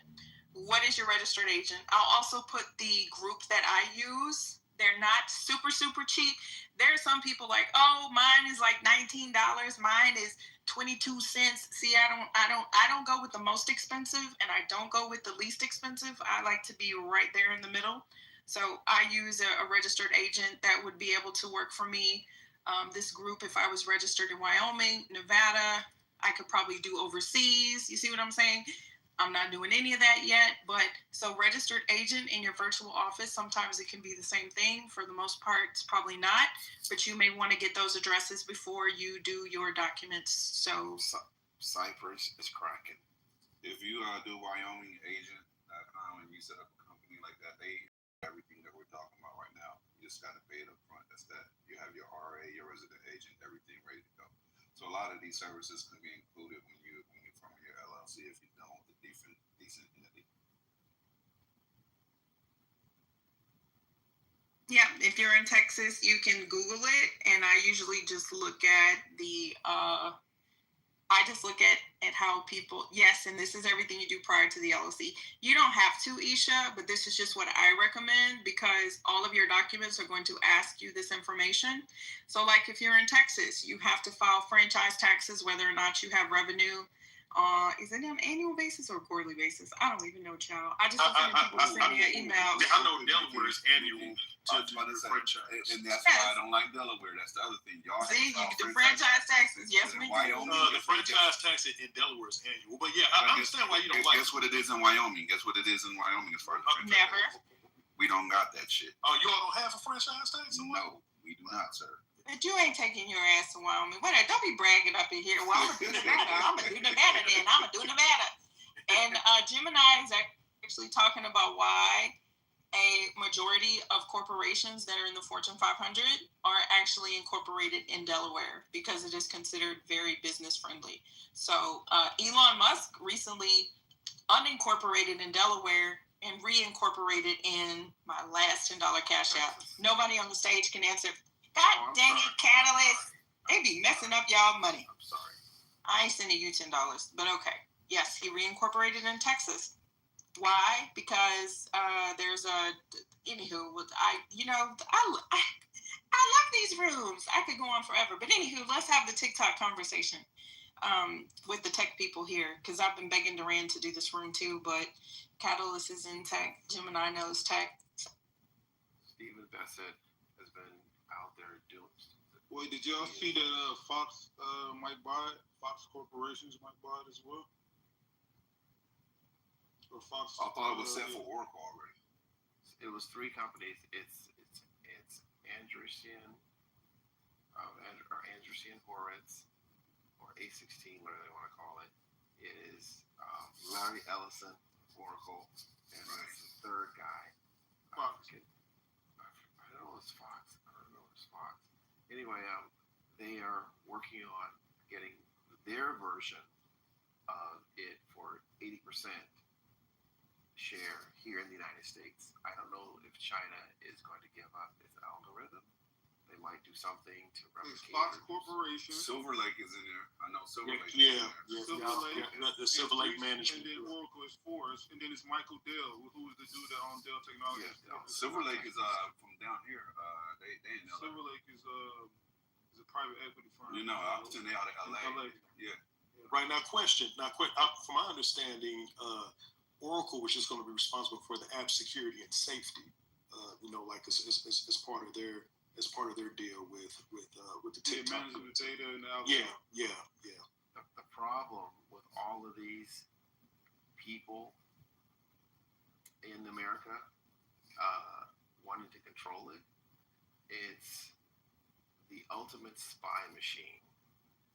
If you remember a week and a half ago, those who may be aware, Stargate is the huge data center that's being built in Texas right now. Larry Ellison from Oracle, I think, what's the guy's name who's over at OpenAI? I think he has a piece of it and somebody else. 3 people, and they're building this huge data center right now. And Ellison announced that the database software that's going to be running on these servers will be Oracle. Oracle is an old legacy company that's been out, I think, since the 80s, maybe? Yeah. They had a 40% bump in their stock last Wednesday, of which, after they just purchased Paramount from Shari Redstone and put his son, David Ellison, in the driver's seat at Paramount, and they closed the deal. It was about a $7.7 billion deal. Larry put up $5 billion. Redbird Capital put up another $3 or just shy of $3 billion to take ownership of that. Because of that 40% bump, that now made Larry Ellison the highest net worth person in the United States, of which he went out and the next day on Thursday said, "We want to buy Warner Brothers Discovery because it's going to be coming up for sale." It's not for sale, maybe, but they're just doing poorly. Warner Brothers Discovery owns Warner Brothers Studios, HBO, Max, CNN, and the Discovery networks. Discovery is the largest TV network owner group in the world. I think they own like 70 different networks. Plus, they also own DC. Paramount owns CBS, Paramount Studios, Paramount Plus, Comedy Central, BET, MTV, VH1, Nickelodeon, yada, yada, yada. So it would definitely be a monopoly if the FTC, of which yesterday's ruling of getting rid of the Democrat on the FTC, Federal Trade Commission, and having Republicans on there until it comes back up in court in December, that Roberts did, they will probably let this go through, this monopoly take place. So for Larry Ellison to own Paramount, to own CBS, which is a TV broadcast station of news, as well as which also has those other cable channels, and buy CNN, Warner Brothers, Discovery, DC, and all those TV stations, as well as controlling TikTok, that is how democracy dies. Yes. Because that's And all under the guise of Trump. Did you see that it's not going to be Rupert Murdoch, but Fox that'll actually hold? It's a hustle. Yeah, it's not even going to be Rupert Murdoch, but Fox. Can y'all imagine Fox owning TikTok? What the hell that's going to look like? Well, yeah, because part of Paramount's pittance they had to pay to Trump with the $18 million because of Kamala Harris last year on CBS, and Trump decided not to go. So they made a bunch of noise. In essence, it was just to hold up the hold up the sale from Sherry Redstone to Larry Ellison. They put an ombudsman in over at CBS that's basically an overlord to watch all their product, and they got rid of all the DEI. That's why the Soul Train Music Awards is gone. The BET Music Awards is gone. They got rid of all that. And so now having an overlord at CBS and at CNN, if they acquire it, which has been going more conservative the past couple of years, and the largest, it's not the largest social media site, not even close to the largest, but it is huge. And since we're talking about numbers, let me share some numbers with you for Q1 numbers of the amount of revenue these companies have made as of, where's revenue? I had it. This is revenue.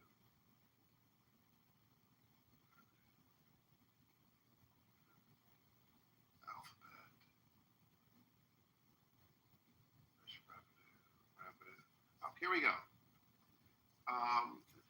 Well, now we're in Q3 now. Wait, are we? Yeah, we are. So Q1 of this year, Fang, TikTok revenue. Fang is Facebook. Oh, not until October. Amazon, but Netflix, almost. and Google.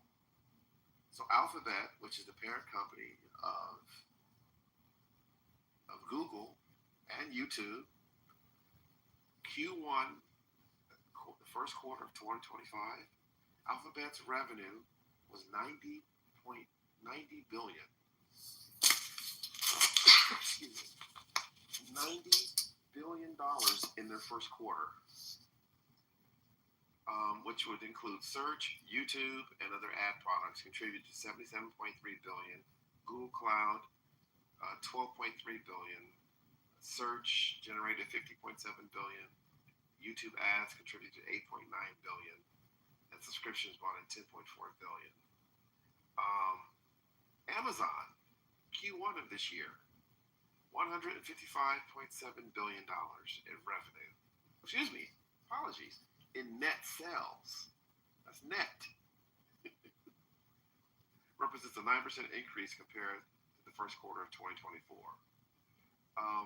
Meta, which is Facebook, Instagram, I think it's Reels or whatever. Do they own Reels? Facebook? I'm not sure. Yeah. They made Q1 $42.31 billion in the first quarter. It was a 16% increase in a year over year because they got rid of all the content moderation and took the stuff off. Their second quarter outlook of this year was $42.5 billion. That's Meta. From Facebook, Instagram, Messenger, and WhatsApp. And then they have Threads. Yeah. Netflix. Q1 Netflix this year, $10.54 billion. Represents a 13% increase year over year compared to Q1 of 2021. It also exceeded Wall Street's expectation of $10.52 billion. TikTok, first quarter 2025, a very small $2.7 billion in ad revenue, but it's a 38.3% of its total global revenue for that year. So that means roughly almost 40% of all of the revenue globally came from,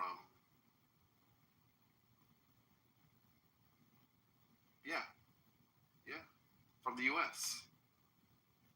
And while U.S. ad revenue is a major part of TikTok's earnings, the non-U.S. ad revenue is growing faster, indicating a broader global expansion. So I don't think it's a good thing at all of allowing these Americans here to own and control that, because they're definitely authoritarian in scope, and it's a horrible thing. We're toying around with Jim and I with a new social platform ourselves. I'll keep you informed. But they wanted this algorithm forever, that TikTok algorithm, and now he's going to force the Chinese. So this is interesting. So remember, we're arguing with China right now, big time. China was in the face of this tariff war with the United States.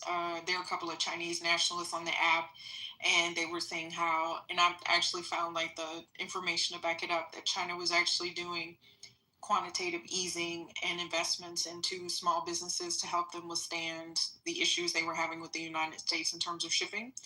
So the Chinese government is going to have to approve this deal. So it's not approved yet, but this is just quite fascinating that they're going to give up 80%, which, by the way, Andreessen Horowitz and a couple of other U.S. firms already had some ownership in ByteDance, which is the parent company. Since we were talking about holding companies, right? We might as well talk about parent companies. So this is just interesting to me. That's all I'll say. I still don't see how they were able to do. Very interesting. I don't see how this is going to happen from China. This is one of their main spying tools on Americans by having the two-way communication with Americans. I don't see how that happens. Oh, by the way, the other entity. I don't understand what you don't understand. Think about it this way. The data mining is done, right? They got the max amount they can get out of us already. The gig is up. They've been exposed. We know about the IP being stolen. We know about the personal data mining that's been happening on the back end. Why not cash out and say, y'all can have this shit now? Y'all got it? You're actually right. That's actually right. You're right. Because to them it's worthless, or next to worthless. And they get a bunch of capital, a bunch of cash for it. Get it off the books and keep it pushing. Then they still got their own version of it. They're making them redesign the back end, redesign the app, redesign the algorithm.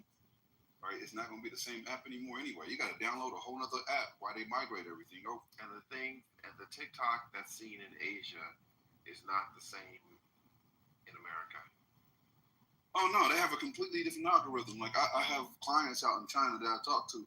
Like they don't even have access to Instagram right now without using something that a VPN. Yeah, they got to use a VPN to be able to get around it because they're controlled, bro. They cannot go on Instagram. Their algorithm is very educational. You're not gonna see ass and titties and thick thoughts on TikTok. You ain't gonna see none of that shit. Which is good. Right. They have an educational, so they were attacking us indirectly via our children by promoting everything negative that you want them to see. Like everything you want them to see that's anti-social, anti-American, anti-moral. They're gonna promote all that heavily in their algorithm. It's actually smart. It was genius, if you ask me.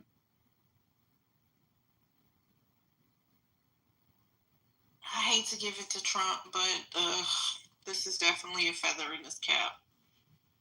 Ugh. It pains me to say that. You sound like his wife right now. And I was gonna go there.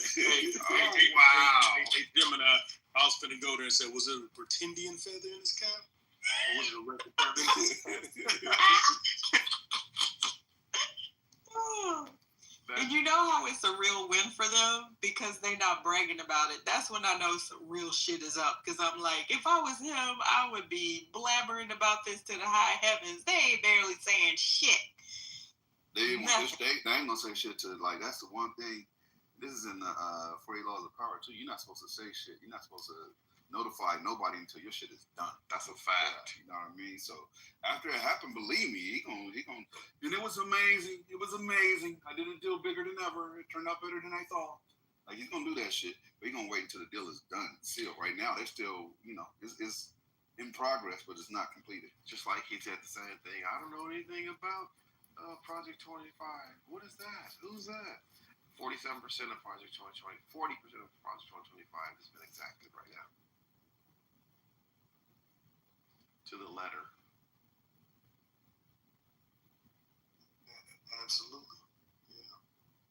I mean, right now, the only saving grace for decency in America is the midterms, and in hopes that the House flips during the midterms, to kind of put somewhat of a stoppage on it. But they're going to be Man, I think this Charlie Kirk death, man. I think that's going to win on the midterm. I hate when Lou do that shit. I don't think so, Lou. No, Lou. You already speaking my thoughts. That's exactly what I was about to say. They got political capital. Like, they martyred that man for a reason. That's what I'm saying. They were rally their troops around him to win this fucking midterm. That's what I'm saying. Nah, that's not gonna happen. Because I literally thought this. Y'all are too optimistic. I'm with Lou on this. Bro, it's a long time before voting. Before Charlie Kirk death, bro, I like, oh yeah, Trump definitely losing midterm. All that shit with he coming in all these major cities, doing what he doing, firing all these black women. That Charlie Kirk death got him over the hump, bro, for the midterm. I'll tell you why. Lou, you so fucking right. Hold it for 1 second, Cap. Give me 1 second. Like, I'll be grifting through these MAGA spaces, right? I'm in like MAGA groups on Facebook and shit, just grifting through there, seeing what the fuck they doing. Bro, they getting tattoos. There's thousands and thousands of likes. Like, it's beyond culture. So I don't think y'all understand. Like, they have awakened like an army. Like, let me explain it to you. Okay, I'm like, this like some white Martin Luther Kirk. Martin Luther Kirk. That's what y'all need to call him, because that's what he is to them right now. I'm telling y'all. The way they're moving is like how Germany started the Third Reich of the Nazi Party. That was what that speech that Jew, Stephen Miller, was doing the other day. That's what they're trying to do. They're trying. They didn't try it. Hey, let me ask you this, capitalist. The reason why it's going to fail is because those will be poor white people. They're the voices they need. It don't matter. He appeals to the poor white people. He loves middle America. They love him. And when they have no food and no health insurance, they'll figure that out later after they done rallying and doing all the extra shit. And then when shit going sideways again, they're real passionate people. And they've lost their farms. Catalyst, think about this. When Charlie Kirk died, the day before he died, right?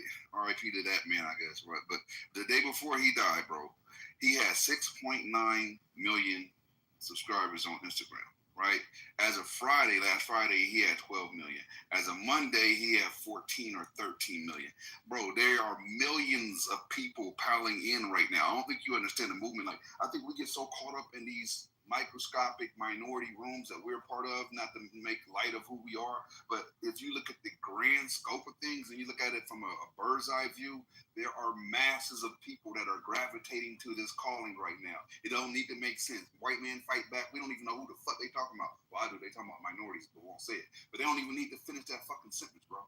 They are rallying around him in a way that I don't think you understand. I think it will sway the elections, and it could even impact the fucking next president. But I'll agree with Catalyst. When you look at a lot of these special elections and even the polling in special elections, the Democrats are still outperforming far better than they did in the past, right? In the past election cycle. And that hasn't changed, right? Since Charlie Kirk's death, that hasn't changed. Even special elections in high Republican performing areas, the Democrats still outperform their Republican counterparts. So, I agree. I'm tracking what you're saying, Gemini, that could it really galvanize people to turn out, to the polls? That's a possibility. But when we look at it right now, the political landscape with some of these like special elections that's going to be going on from now all the way until like October, and these are small races, right? But they're gauging that some of these small races are in heavy conservative districts, and the Democrats are still outperforming. They're outperforming in polls. Hey, let me ask you this though. A probability. I will upside that possibility because as soon as he was announced that Charlie Kirk assassinated, Trump immediately went right to the media. He's our martyr. He's our John Kennedy. He's our Jesus, new Messiah. And then Netanyahu bought time and did the exact same thing, maintaining a certain type of social political power and pushing a global agenda, a global white agenda. And the problem I'm having, I don't want you to walk away from this conversation without saying, well, the divine power, they said, set them somebody. And then in the same breath, said you nobody. When you got your people, you could rally on Tupac, you could rally on Boosie, you could rally on Young Ben out of the Nation of Islam. You could rally on all these youth ministers and rally around I got 10,000 black messiahs. Don't go to sleep on your mission because don't be petrified because numbers, hell, the goddamn 13 colonists felt they were outnumbered by the British Army. They didn't give a damn. After they pressed them a little bit, they stopped giving a damn about the British Army. They said, we got to push our revolutionary agenda. Got to wake that shit all the way up. It's 2025. You better live to be alive and stop surviving, big brother. My live in 25. I got a question for Catalyst. Oh, excuse me. My. What am I missing? Why is it that the minorities are some of the minorities are riding for this dude? What am I missing that they think that they got? Harrison, there's some coons amongst us, bro, and there's different levels to the cooning. Some of them feel like because I am a conservative and he was a conservative, regardless if he put some racial rhetoric out there, he was changing at the end. He was a good Christian man that made a few mistakes, and his beliefs overall align with my beliefs. So I have to stand beside this good white man, and white ice is still colder. That's literally what it boils down to, right? They're going to try to put it and wrap it in a whole lot of different guises. But if you really look at it clearly, they're straight cooning because they're aligning with something that doesn't align. I don't know if you heard, but if you listen to, I forget the gentleman's name that did the speech where he did the dog whistle, talking about his ancestors and white men built America and they've awakened the dragon. Now we have to fight. That was the Jew Stephen Miller, who's Stephen Miller, who is prolonged exposure to the opposition. His own rabbi will leave you. The prolonged exposure to the opposition will leave you in a posture of appeasement. And I'm strongly recommending that we abandon all of those postures of appeasement and work on your own agenda, which is definitely why I came here today. All praise to God. And if y'all say y'all don't think that if y'all say y'all don't think Charlie Kirk can sway the election, I don't know if y'all remember that Trump wasn't doing the best before that air quotes assassination attempt. But after that, everybody's, oh my God, he's a hero. He's a real American hero. He did that little fake fist pump in the air. Fuck ever. People buy that kind of shit up, man. That's like fuel to the fire. They really respond to emotional pulls because these are not the most intelligent people. Anybody that's voting for a 34-time felon that said grab her by the pussy is clearly not the most intelligent person, right? But still, he know how to appeal to them. And I think this Charlie Kirk situation is, I'm not going to say they orchestrated it, but they couldn't have had a better event happen at the right time to go ahead and start getting people ready to go in their direction for the midterms and to demonize the left. And look at what the left is doing. They're violent. Even though a lot of people don't know, if you look at years 2023, years 2024, how many Democratic killers were there? How much political violence happened from Democrats that led to death? Zero. Zero. Give me 1 second. Zero. But if you look at the right side, give me 1 second. But if you look at the right side, though, give me 1 second. I'm laying right here. But if you look on the right, side, they had 61 deaths from Republican fucking killers. They sliding and knocking shit down, bro. So I still appeal to you, young man, to build your rally bigger than a Trump rally. Build your network bigger and broad, but build it more skillful and effective. Even if you don't catch his numbers, don't look for the numbers. Look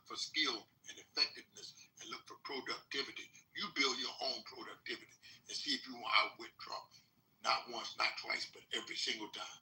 Like you said, they're not terribly bright. That's the thing in your favor, because you wise and you brilliant, brother. Come on. All right, this is about trying to rally people how the Nazis did with the Weimar Republic in Germany in the 1930s, combined with the McCarthyism of the 50s that they're trying to submit before being asked to by individuals who are sheep looking for a leader, as opposed to knowing what history is. And this is the temporary bump because Donald Trump, as a pedophile, wants that conversation to go away, and it's not going away. And his acolytes are coming out, and wait till the women themselves start really putting them out there because they're old enough to know who did what. That's what this is. He's been trying every week, trying to throw a roadblock up to distract and move the needle someplace else. This is about the pedophilia president in the White House and his acolytes and all this noise. Important to them who they rally, but what's important is who do you rally to your agenda. It's more important than who they are rallying, because they're going to rally and practice that white racism, white nationalism, white agenda, white politics, and a white sheriff and a white commander-in-chief. Now, who are we rallying? Who are you going to rally with? Well, it's not one person. It's Black Power. We need to focus on 4 words. Every time they come up with something new, we need to stay true to 4 words. Release the Epstein files. Stay on that shit no matter what. Okay, that's crazy. He died. That's crazy. Release the Epstein files. Oh, y'all buying TikTok? That's crazy. Release the Epstein files. All right. He's doing anything and everything to avoid that. He doesn't want to have that conversation. You know, good and well, his best friend was a documented pedo, and he was in on that shit. They was running trains, bro. Last week, the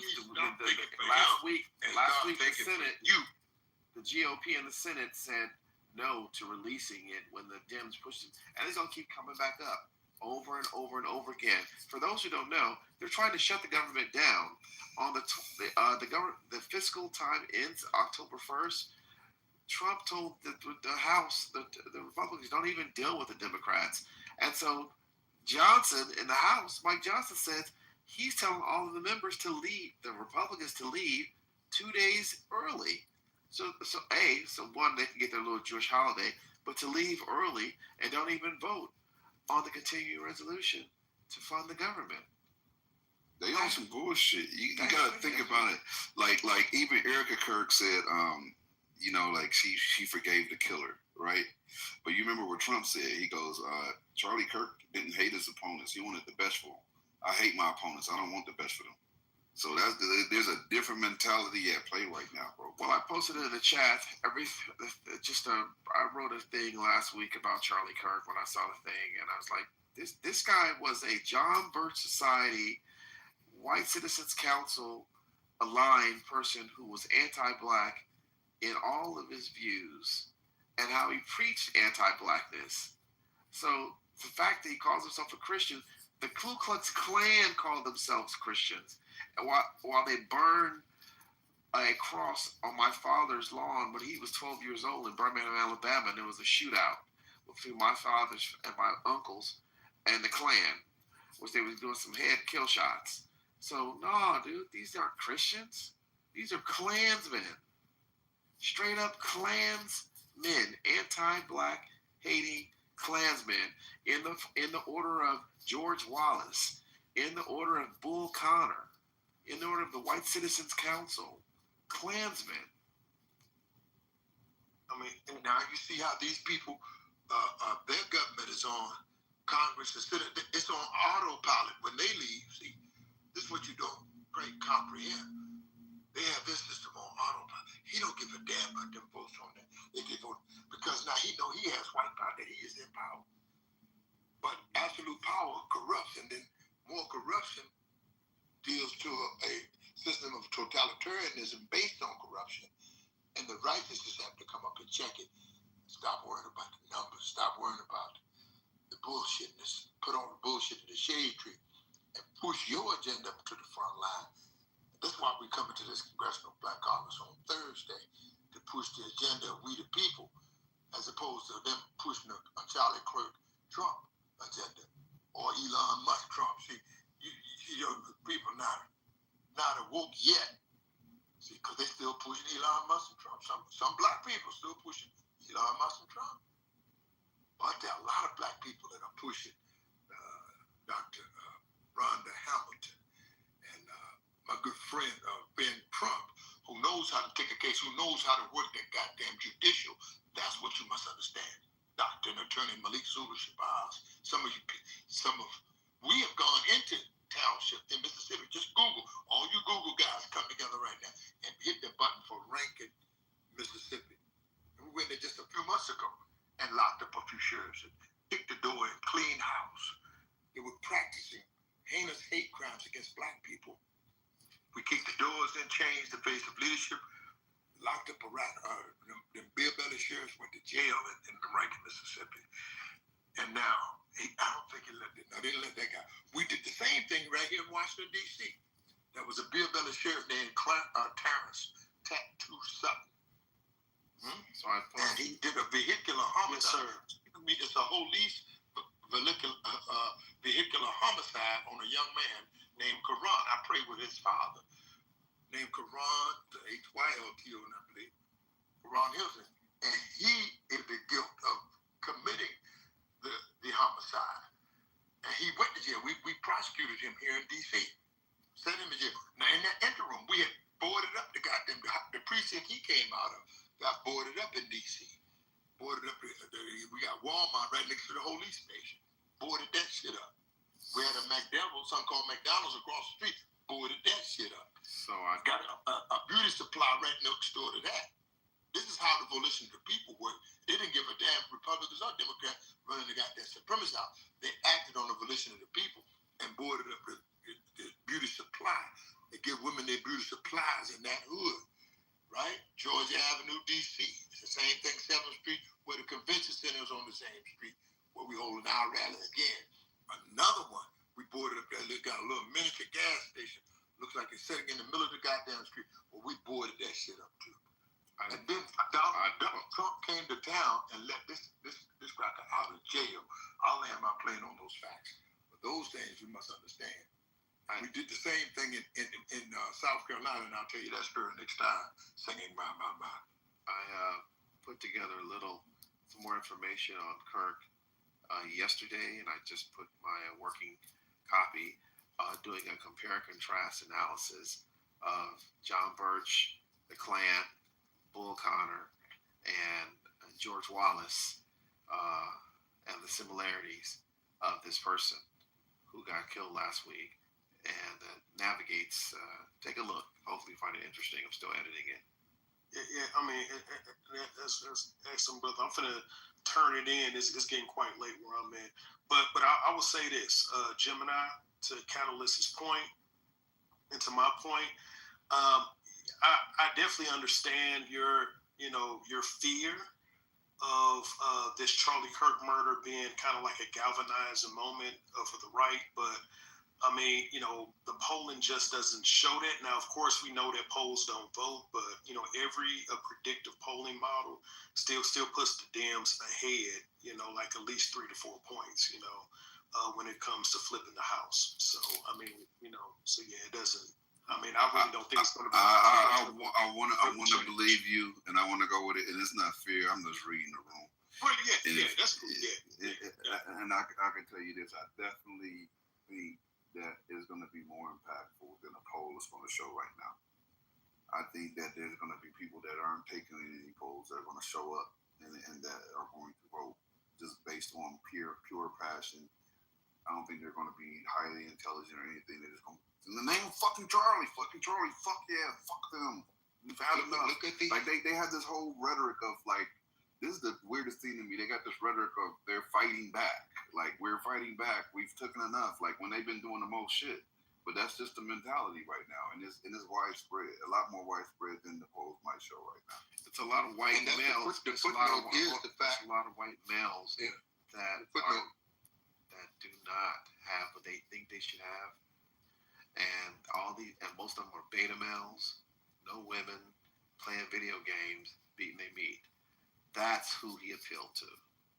Now, so a lot of that he put in was the fact that poll number was 6 million, then 12 million, then 14 and growing. So that stat that you're looking for, he might not see it until he get to the polls. But I can't see you leaving the room, sir, without saying, well, these are the stats I put up on young brother Ben at the Nation of Islam.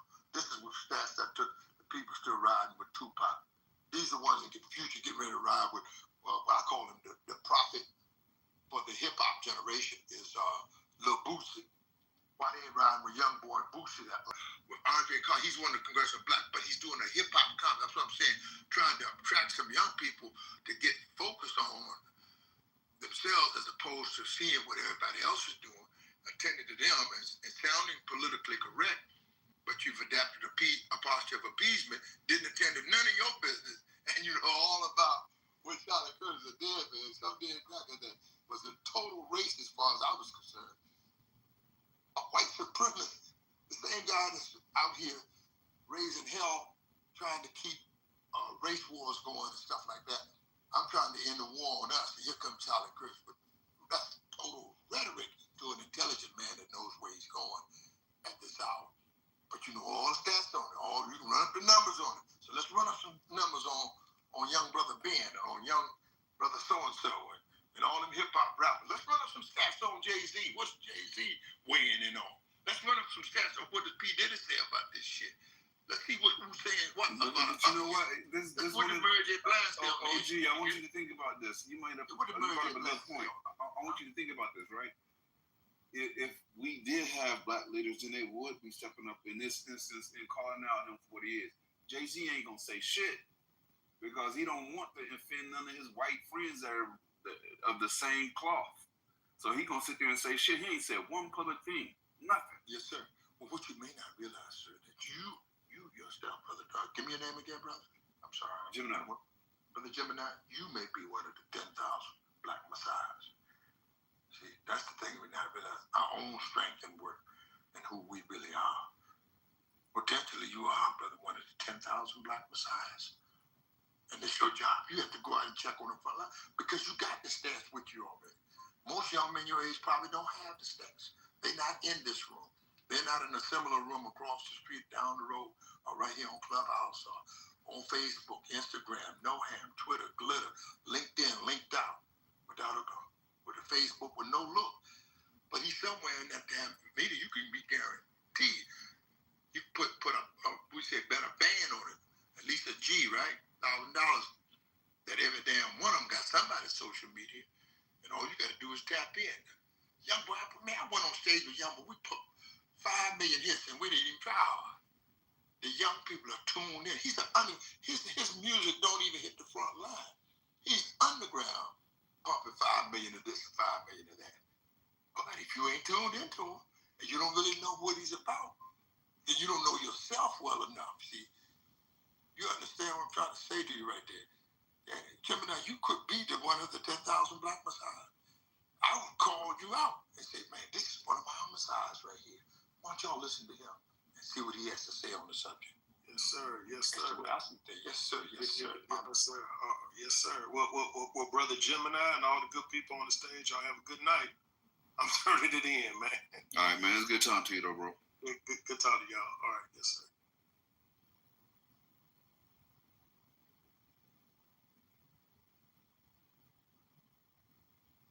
I'll tell you one thing, though, brother. See, you right about this. Something got to happen. Because it's not going, in my opinion, I don't see it going in our favor currently.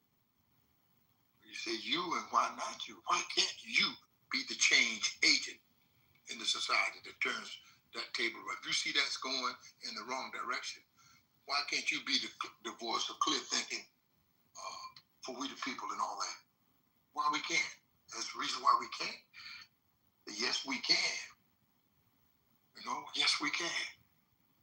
But see, when we don't have our picture straight, specifically about ourselves, then it's hard to work out much of anything else. But when we know ourselves, see, there's no one that can distort or destroy your platform when you're standing on your own family value system, when you're standing on your own culture and your own skills and ability to do politics, science, business, to do, if you want to do religion, if you want to do this or that, then be at the top of your game. Why not bring your Jordan game to the court and to the front line? All of y'all got Jordan. I believe strongly every nigga's a star. The whole record on that. Somebody wrote that and put it out. It's on the wax. Yeah. Sly, and the family stone before he died, he said everybody is a star. But the underground was singing every nigga is a star. Sly was a phenomenal guy. And they wouldn't even give him his money until he took ill and was half dead. And then he just up in there got his little royalties and just died. That's how they give us our superheroes. See, I want to take you higher. And then the whole crowd saying, higher, higher. We were going somewhere with that kind of rhythm, you see. Get involved. James Brown said, get involved. Get on up. Get into it. Let's get involved. He said, I don't care what you work out your bag. He said, because Papa's got a brand new bag, and a man works better out of his own bag. Oh, my. You got to understand that. But what's he talking about? When he work out his own bag, what are you talking about? When he work on his own culture, his own science, he's best to get ready, huh? And that's a fact. You best you get ready for the big payback. That ain't old and out of style. That's right on time to get ready for the big payback. Yeah. He said, he stole my woman in the hook and chain. That's right. He said, man had it all arranged. He took his woman, his house, his home. Teddy Pendergrass came back and said, damn. He said, you try to go with your woman, but your woman gone. He said, you try to play your number because your number's hot. He said, but to lose your woman and everything you got. And the law of averages plainly states that the chances go around. But if you want to know the truth about it, you got bad luck. They made a song. Yeah. And then people start getting up and say, wake up everybody, no more sleeping in bed, but no more backward thinking. You know, it's time for thinking ahead. See, the world has changed so very much from what it used to be, but there's no more hatred. There's war and poverty. He's just singing, shouting, na na na na na na. Wake up, everybody. Yeah, no more sleeping in bed. Yeah, wake up all the teachers. Huh? Time to teach a new way. Maybe then they'll listen to what you have to say. You see, the world has changed so very much from what it used to be. Should be no more war and hatred, but the war on poverty. Wake it up and then stay woke. The young man put the song in place. It's called Stay Woke.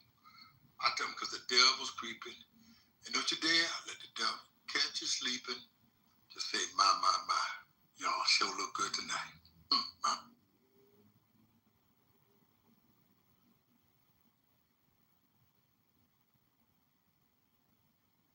I'm put that post on the Facebook, the hip hop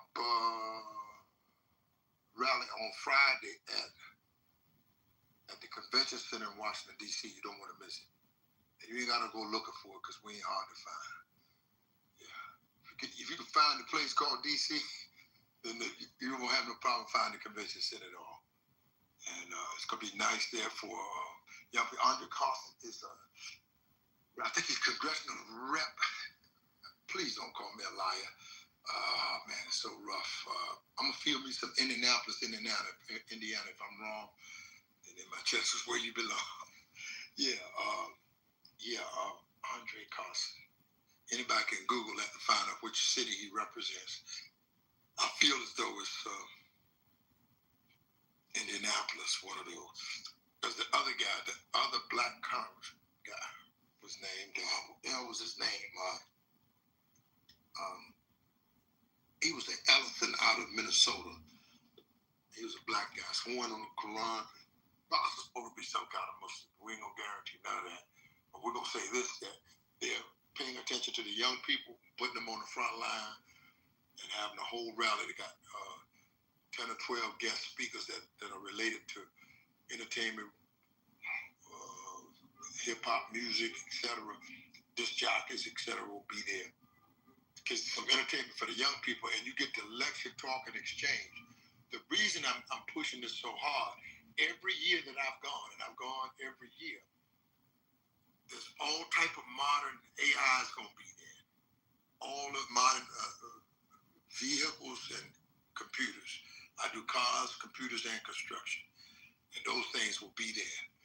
And if you're trying to get somewhere, it's a great time to apply for a job, to network with a further business of all you stocks. They probably stacked up. Some of these stock exchanges going to be there. Your Bitcoin guy is sure to be there. So anything you're doing in modern times, that Congressional Black Caucus will foster an environment that you can get your business groove on, your social political groove on. And I'll land my plane by just saying my.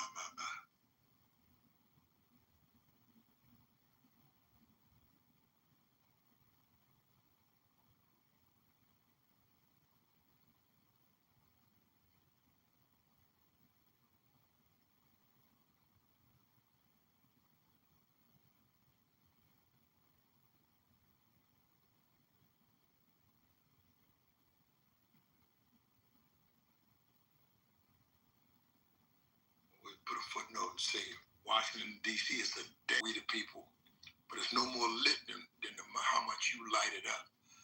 And there's nothing wrong with any of these young men from Gemini. And I see all of them on the front line from day to day. All of y'all are black messiahs. You got your own word in your hand. You see the plots and schemes from your open enemies. Yeah. And it's not good. It does not look good if you don't prepare yourself. If they raised a Charlie Kirk, then you raise a little Ben Islam. Or you raise you up some little Boosie. The prophet, like I said, in the hip-hop generation, he's a prophet in the gangster rappers, and he's as well a prophet in the Black Revolution. And he got all the codes up between Tupac and Biggie got codes, and Lil Boosie got code. Between the three of them, they got enough codes that will bring you out of it. If you're in a sleep, in a slumber, you got any form of self-esteem issues and all that, man, you go on them Tupac codes. He shot it up for the brothers on death row. That's real talk, man. Because I'd rather be your Nigga, where we can smoke the weed, drink the Hennessy, get high, all saying love in your right. Yeah, straight up, yeah, no chaser. I'll take you down to a place. You know where that bomb ass him be. You know where Machiavelli be. You know that place. You ain't never found a dance floor empty. But see, the pimps be on a mission for the green, and they lean on the mean green money-making machine. So while you're leaning, go ahead and put some dollars in that Lou app, man. Put Lou Facts, light it up. You know his cash app. Go ahead and put some lean green in the black machine for liberation. This man has one of the strongest houses on Clubhouse, bar none. The strongest, most intelligent house on Clubhouse. Like the sister bear witness, that Lou is the baddest man on the Clubhouse. But he ain't bad if you ain't making him super bad. If you believe that out your mouth, you don't put no cash, no green, out your cash app, and out of your Zelle. You know, you shot a slide on me and said, well, I just got Zelle. Then you could go in your Zelle account tonight and put something up there for Lou Facts, man. Him and Isaac Hayes Jr., those guys, man, you got to tip your hat in Kufa to stand up brothers like this right here, providing you a platform, 24/7. You can get your issue. You can get your man right up in here. Give everybody an opportunity to rock the mic and bring your facts to the front. Because Lou Facts is the baddest man on Clubhouse. I declare that. Everybody say something against it, say I declare war. Because that's a fact. You might not like the way I'm saying. You might not even like what I'm saying. But if you are truthful and honest with yourself, you know Lou Facts, the baddest man on Clubhouse. And there ain't no air in that. That's what we say in D.C. When you give a bunch of facts, say Lou Facts would say, ain't no air in that. Huh? So rock that mic and get yourself together and organize with us. You're going to come out a better. If you attend this Black Caucus over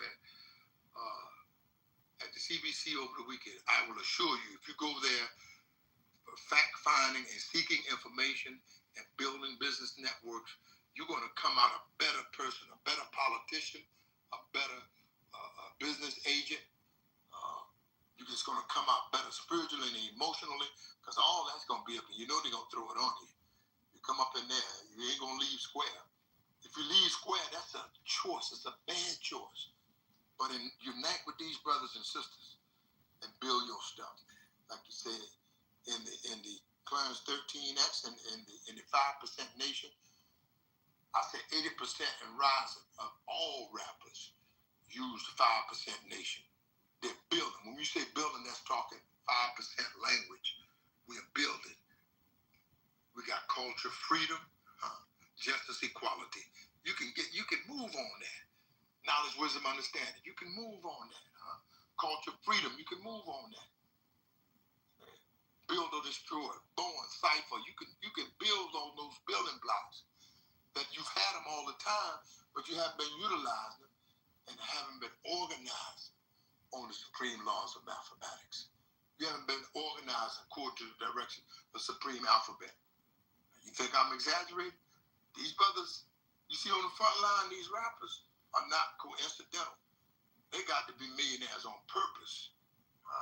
And they use their talent, their music, and their skills to raise them up to the top level. If you don't believe me, watch it. Watch who reports to that front door in the morning. Yeah, that's the accountant knocking, right? That's the bookkeeper's knock. That's the cook.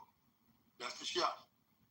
That's the hairdresser. You see, he's a real boss, but you just haven't found your value system wrapped around yourself.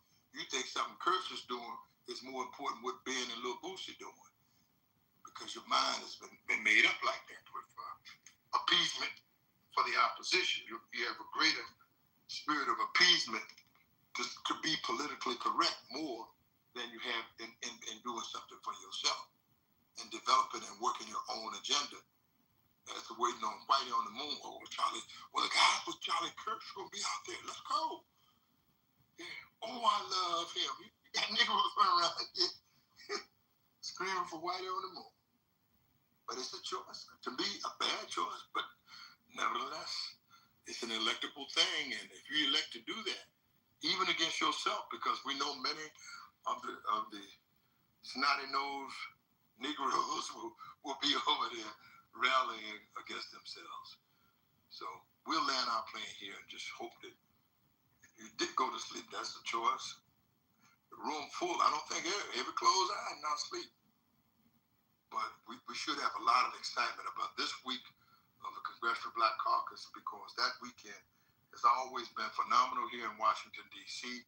I push the agenda because that's where I find a great number of my people gather every year.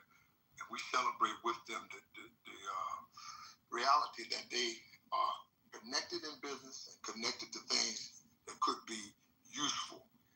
And if you use those skills, if you become skillful in what you're doing, then you should not hide it under the bushel, but bring it out so the society can benefit from your talent.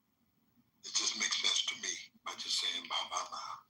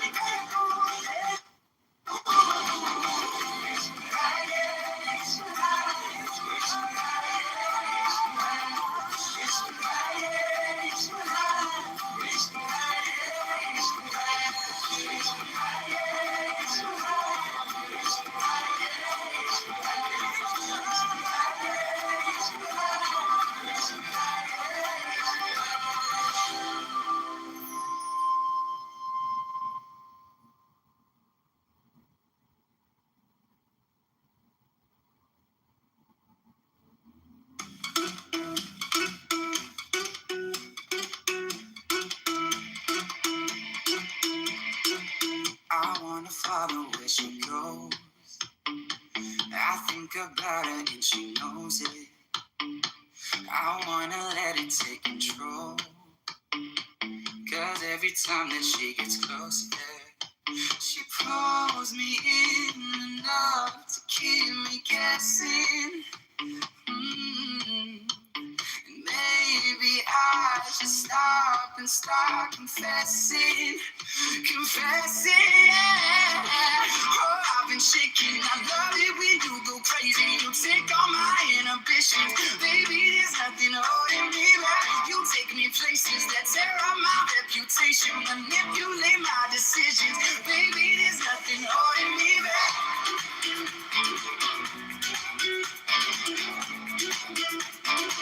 There's nothing holding me back.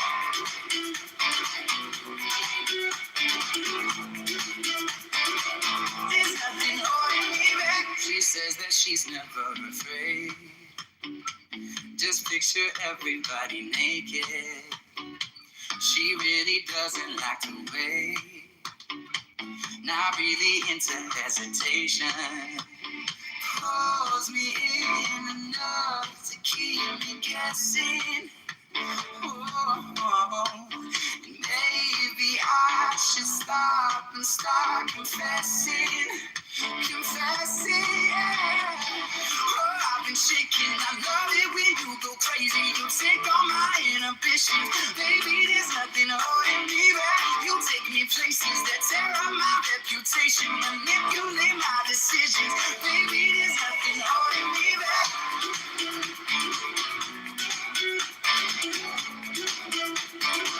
There's nothing holding me back.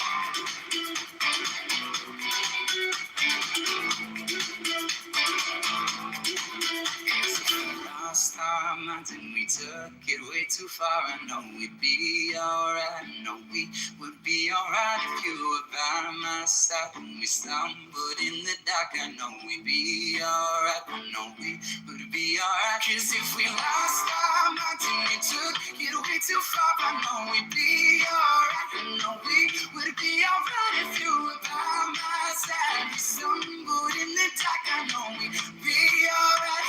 We would be alright. Oh, I've been shaking. I love it when you go crazy. You take all my inhibitions. Baby, there's nothing holding me back. You take me places that tear up my reputation, manipulate my decisions. Baby, there's nothing holding me back.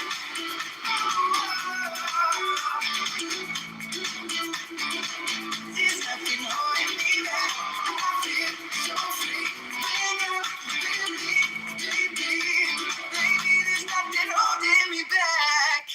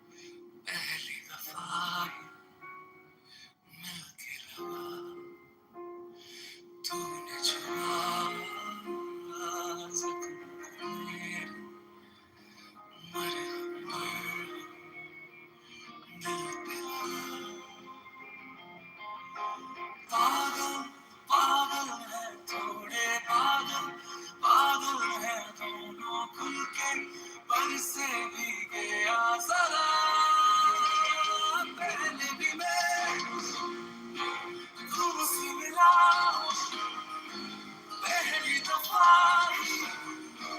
दिल के लगा तूने छुआ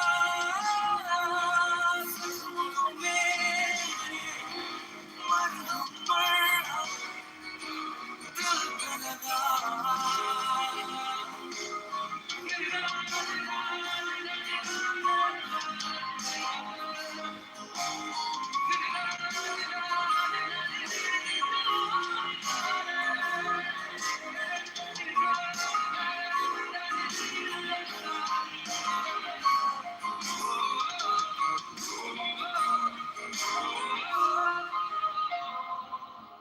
गलत क्या सही क्या मुझे ना पता है तुम्हें अगर पता हो बता देना मैं अरसे से खुद से जरा लापता हूँ तुम्हें अगर मिलूँ तो बता देना खो न जाना मुझे देखते देखते तू ही जरिया तू ही मंजिल है या के दिल है इतना बता तूने छुआ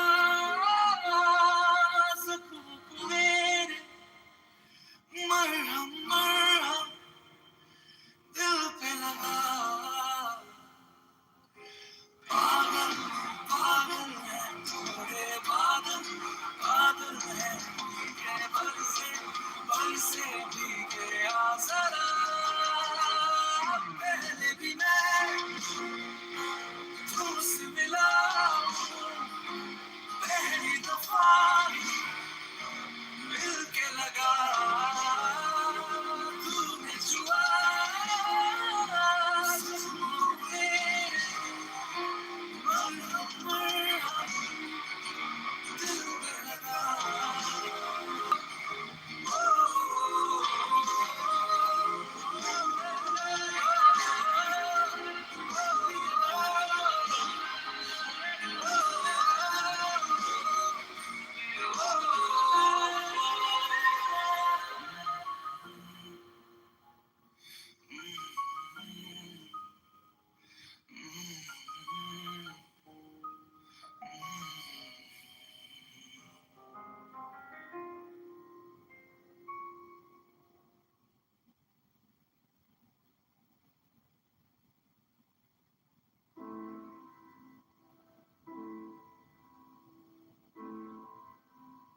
Trying to keep it together.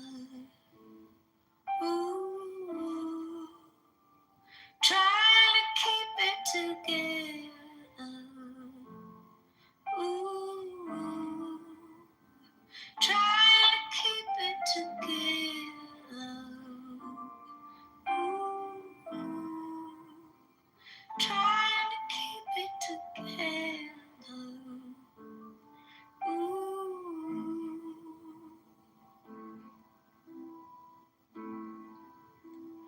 Keep it up all the time.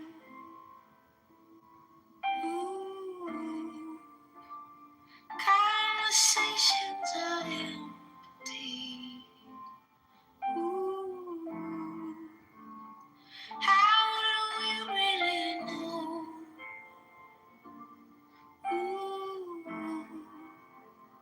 Try to keep it together.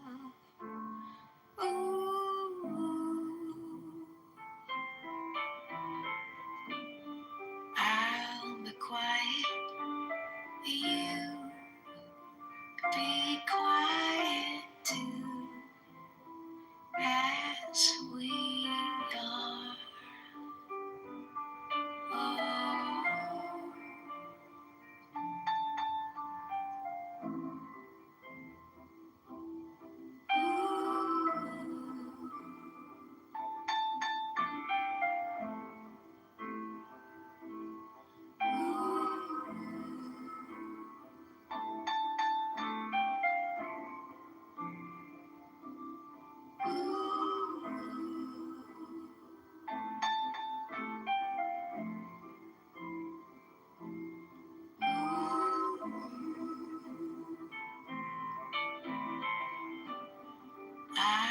be quiet.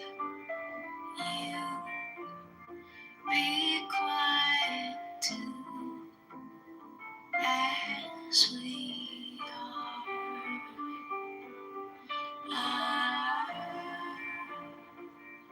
quiet too, as we are.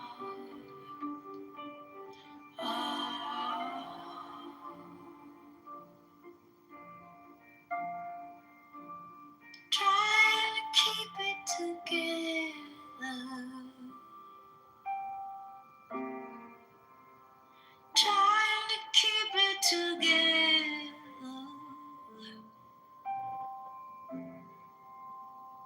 Trying to keep it together. Trying to keep it together.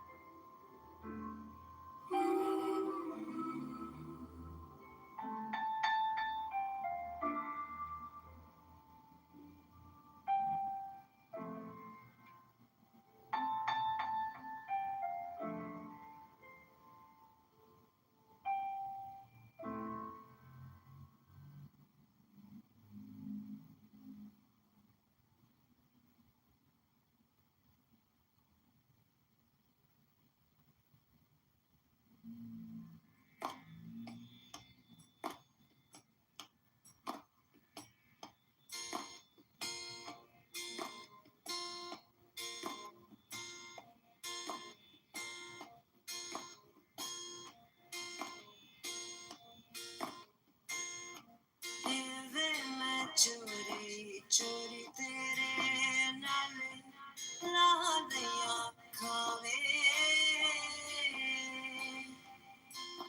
मैं चोरी चोरी तेरे नाले लालिया खावे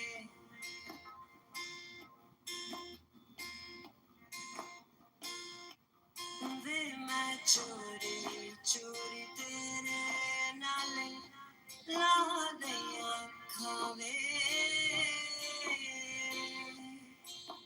मैं चोरी चोरी वे मैं चोरी चोरी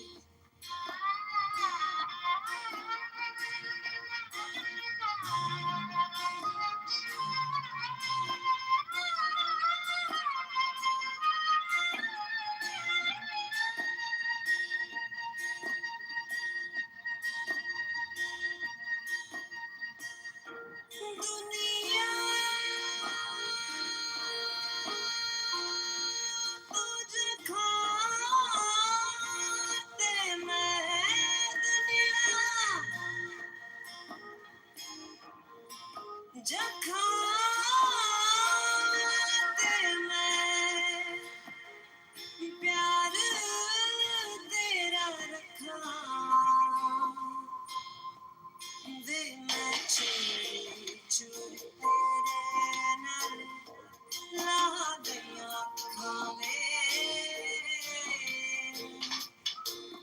मैं चोरी चोरी तेरे नाल ला दिया खावे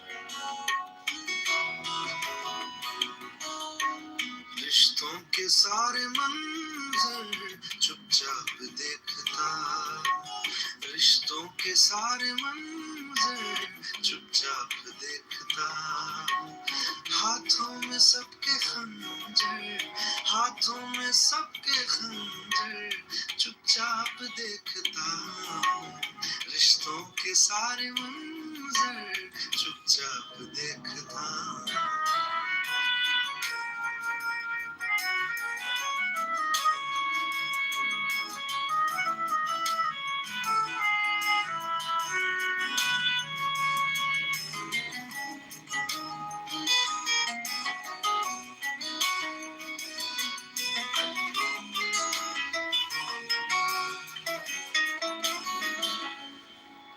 जिसमें पला है मेरे बचपन का लम्हा लम्हा,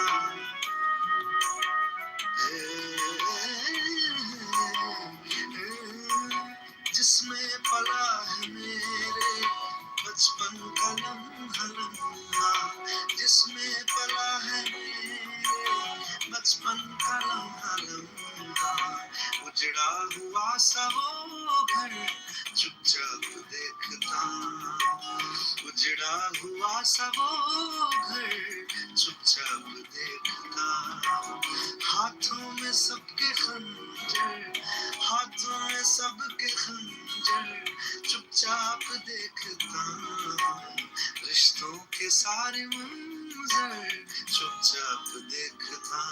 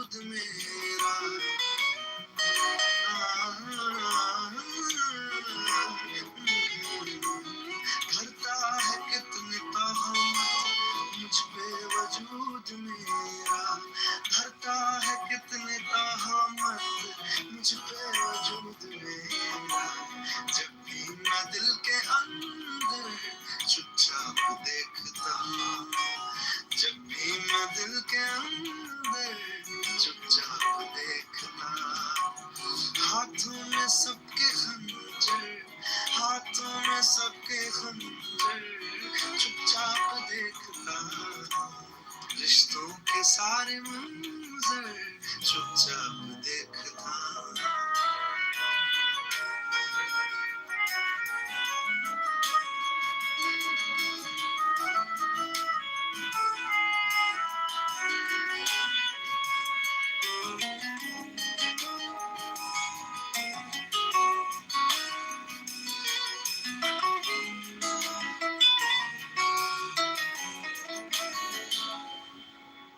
वो रह गुजर कभी जो मंजिल की इब्तिदा थी गाने सामने जाने गाने गाने बलगा बसा वो रह गुजर कभी जो मंजिल की इब्तिदा थी वो रह गुजर कभी जो मंजिल की इब्तिदा थी उसको मैं अब पलट कर चुपचाप देखता हूँ उसको मैं अब पलट कर चुपचाप देखता हूँ हाथों में सबके खंजर हाथों में सबके खंजर चुपचाप देखता हूँ रिश्तों के सारे मंजर चुपचाप देखता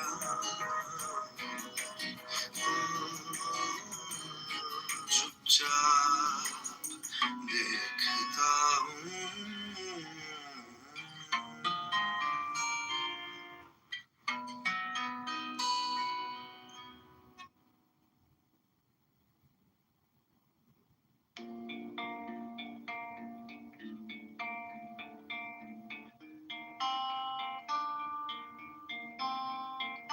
Going back to the corner where I first saw you.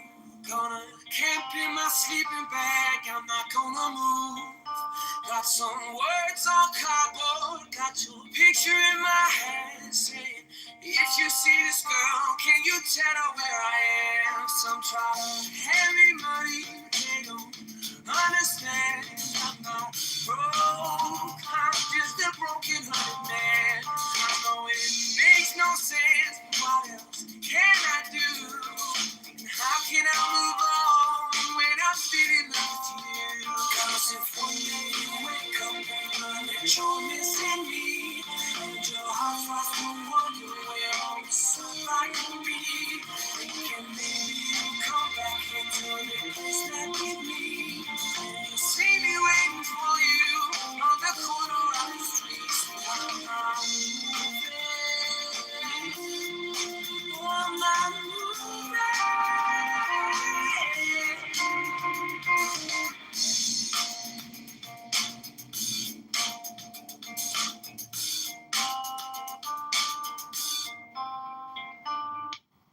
These messages on you can't stay here. I said, someone I'm waiting for with today, month, the year. Gotta stand my ground, even if it rains or snows. If she changes her mind, this is the first place she will go. Cause if you wake up and you're missing me, I start to wonder where all the sunlight will be. Come back here to the place that we be. See me waiting for you on the corner of the street. I'm not moving. I'm not moving.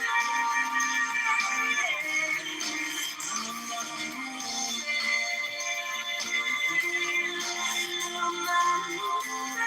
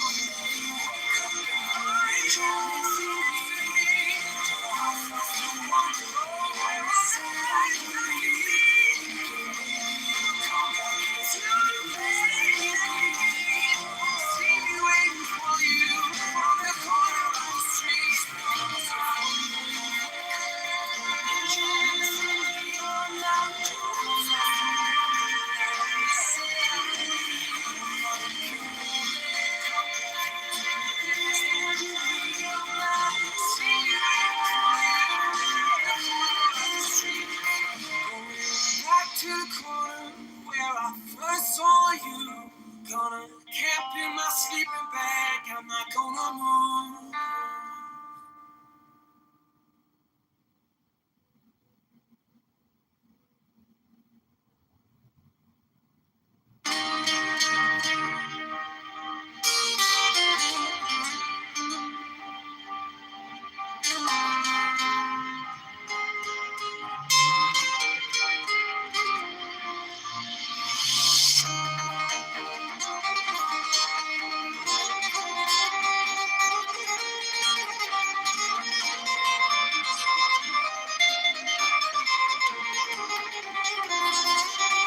अजे तक मैनू ऐसा यार नहीं वो मिलिया जिदी यकीन करो अखां बंद करके बड़े मिलने मैनू शुक्ला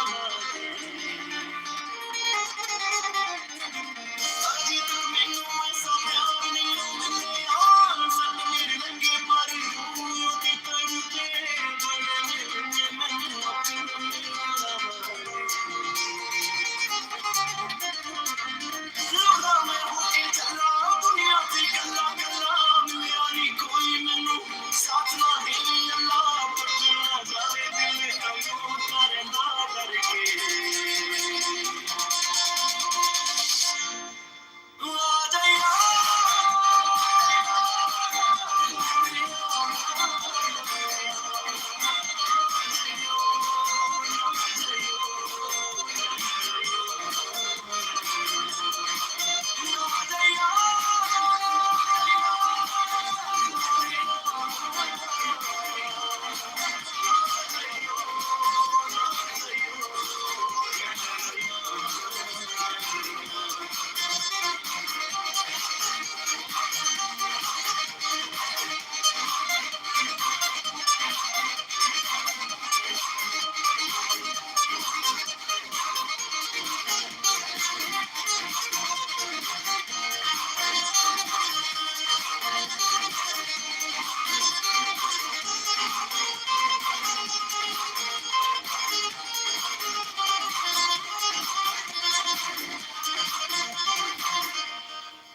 इधर देखो उधर देखो जिधर देखो दुनिया में सारी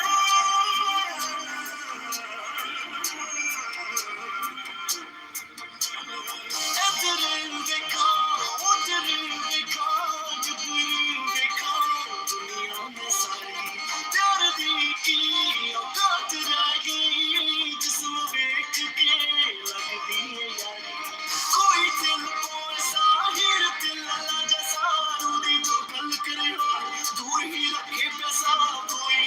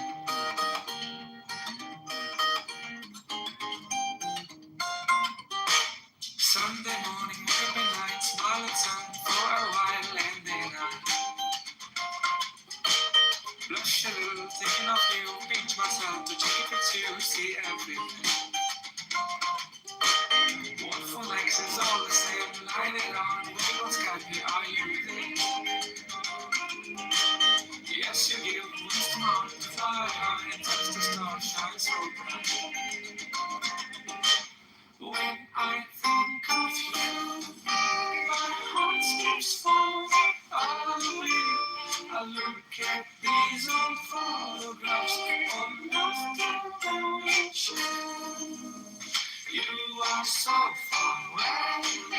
I miss you every single day. Without you by my side, I could never live this way.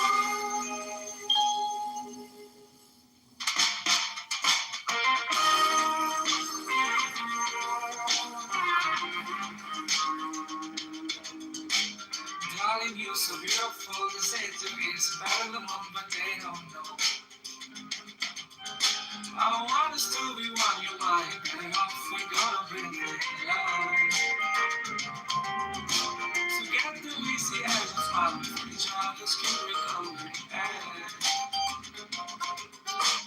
Love and fight, love, girl, you like a sleeping child.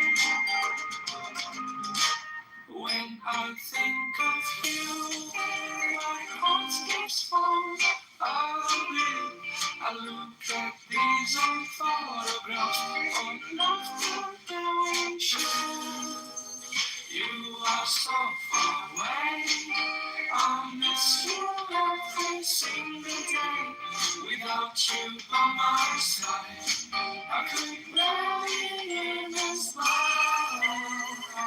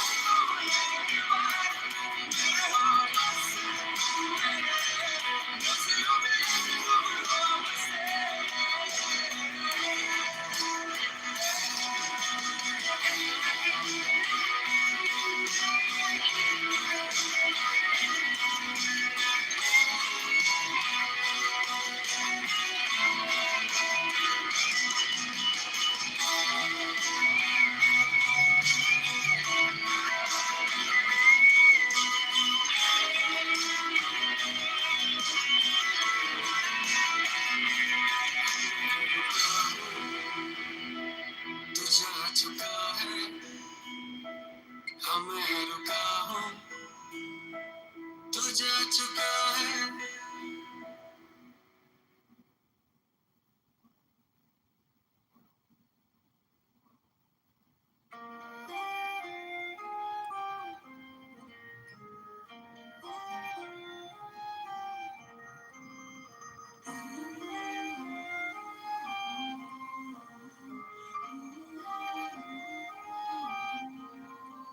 जो दिल से लगे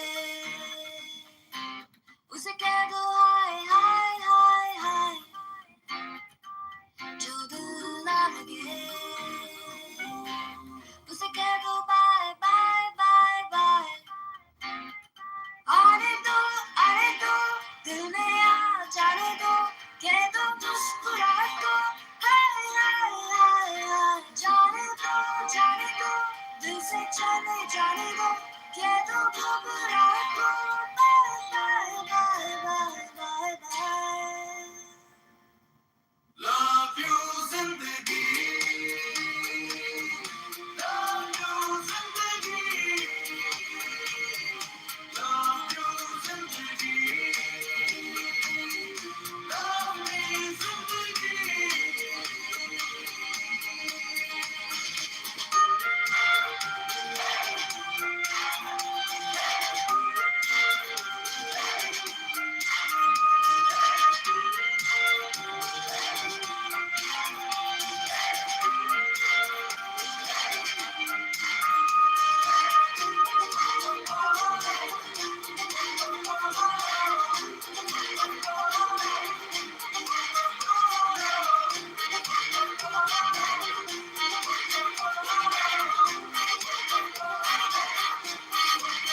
हाथ पकड़ के तू मेरा चल दे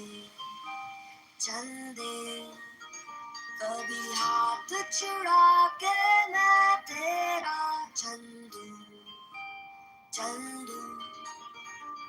मैं थोड़ी सी मुड़ी हूँ तू थोड़ी सी टेढ़ी है क्या खूब ये जोड़ी है तेरी मेरी आने दो दिल में आ जाने दो ये तो मुस्कुराहट को हाय हाय हाय हाय जाने दो दिल से चले जाने दो ये तो घबराहट को bye bye bye bye bye bye Love you zindagi Love you zindagi Love you zindagi Love me zindagi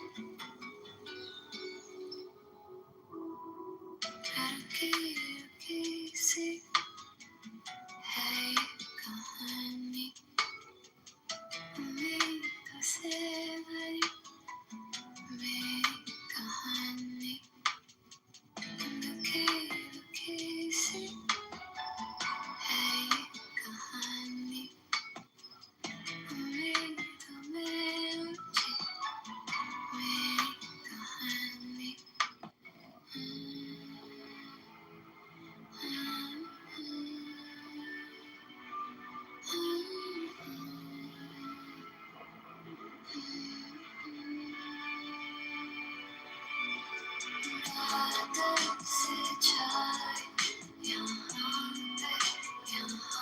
पे प्यार की लहर कहाँ है समझूं ना मत किसी का कभी भी ये आँखों की बात न जाए खुली हुई सी दिल में जगह भी मिले नहीं मगर कोई दवा कभी खुली हुई सी है ये हवा भी शायद मिले ही कोई दवा भी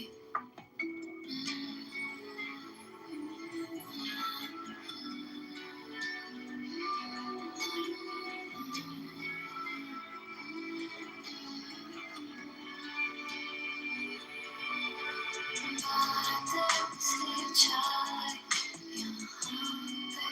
यहाँ पे प्यार की लहर यहाँ है क्यों समझूं ना मत किसी का कभी भी ये आँखों की बारिश न जाए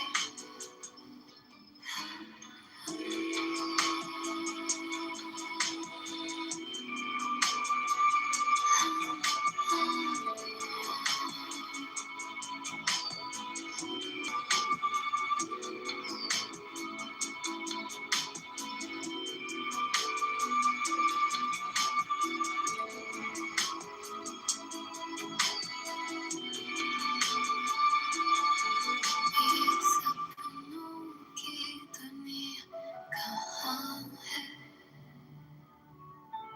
शायद ये तुमको पता है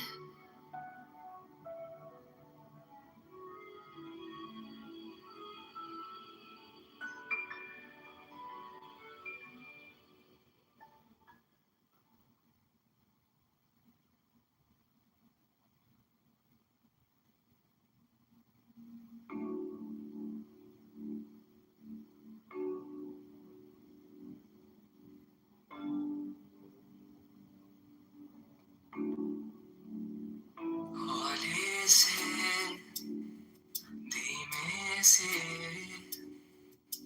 मुझको बाहों में भर लो ना तुम नरम सी सांसों में मुझको आहों में भर लो ना तुम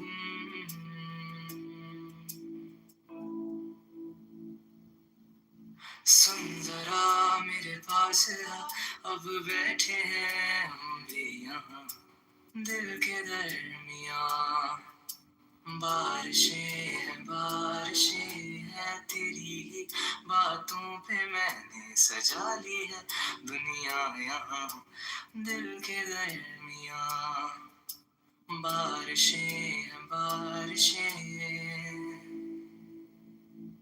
अब तू आती है बुलाती है बिस्तर से यूं गिराती है किसों में बाहों में बस तेरी जब बारिशें बरसती हैं पागल जैसे थिरकती है तुम जैसी हो बस वैसी ही रहो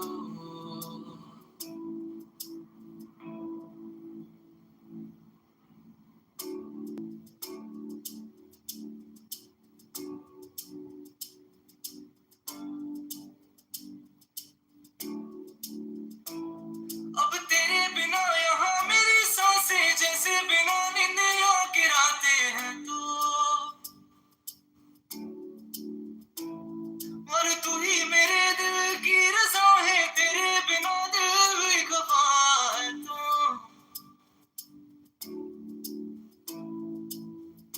तेरी आँखों का काजल ना फैले अब कभी भी तुझे इतना प्यार दूं तेरी खुशियों की खातिर ये दुनिया में मेरी एक पल में वार दूं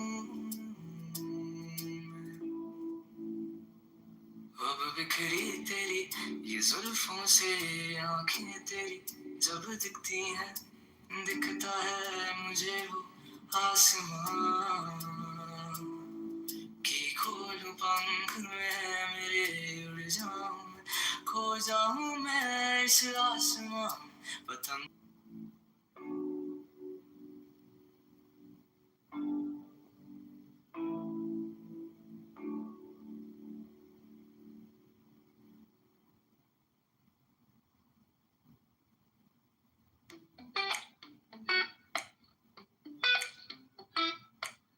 You call me all friendly, telling me how much you miss me. That's funny. I guess you have been moving on since we said goodbye. I cut you off. I don't need your love, so you can try all you want. Your time is up. I'll tell you why. You say I'm sorry, but it's too late now. So say it, get gone, shut up. Cause if you think I care about you now, boy, I don't give a fuck. I remember that weekend when my best friend caught you creeping. You blamed it all on the alcohol.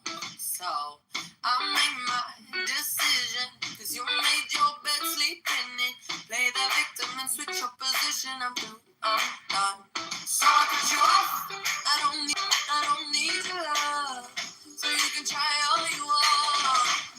Your time is up, I'll tell you why. You say I'm sorry, but it's too late now. So say it, get gone, shut up.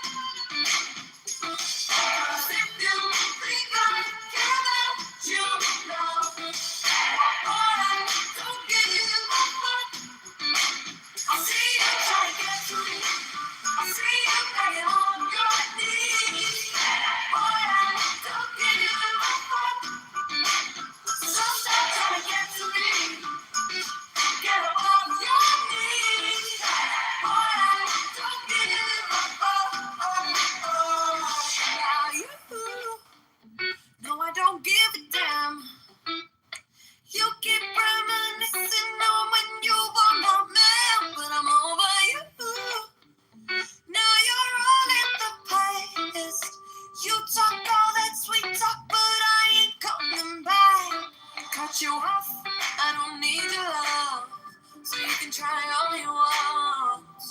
Your time is up, I'll tell you why. I'll tell you why. You say I'm sorry, but it's too late now.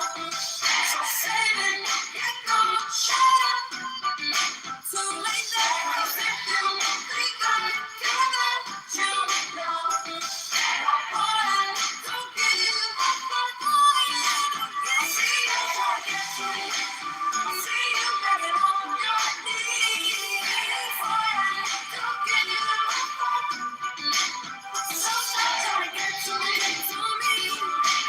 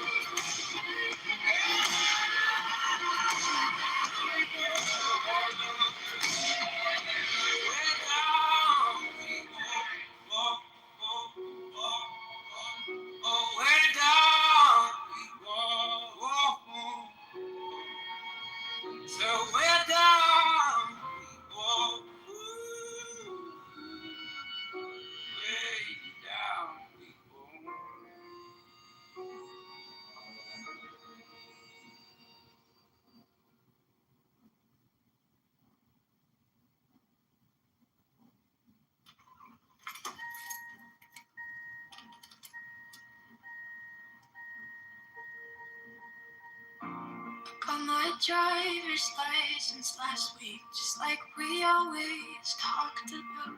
Cause you were so excited for me to finally drive up to your house. But today I drove through the suburbs crying cause you weren't around.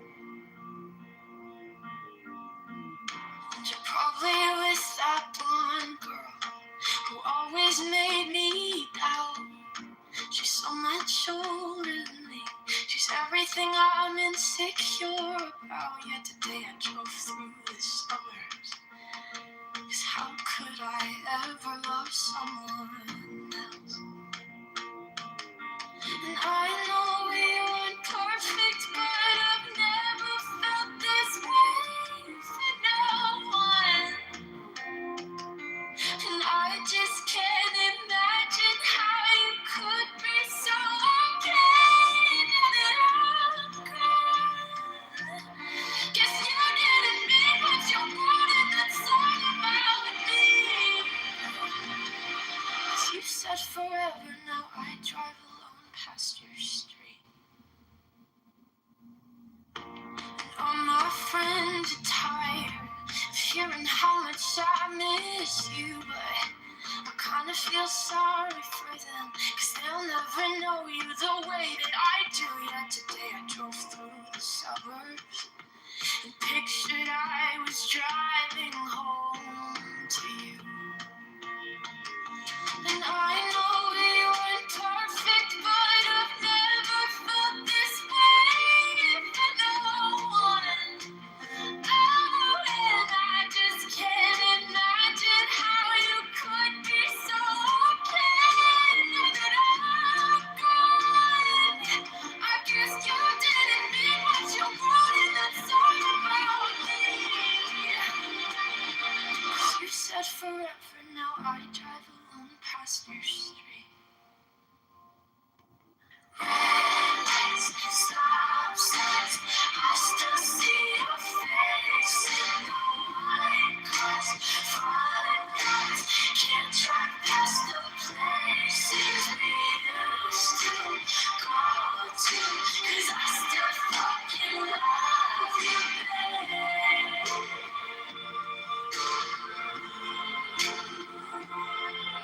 Sidewalks we crossed, I still hear your voice in the traffic. We're laughing over all the noise. I'm so blue with you, but I still fucking love you, babe.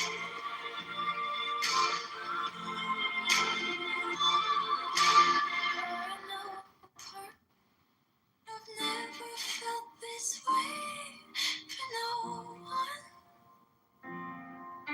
And I just can't imagine how you could be so okay now that I'm gone. 'Cause you didn't mean what you wrote in that song about me. 'Cause you said forever, now I drive alone past your street. Yeah, you said forever, now I drive alone past your street.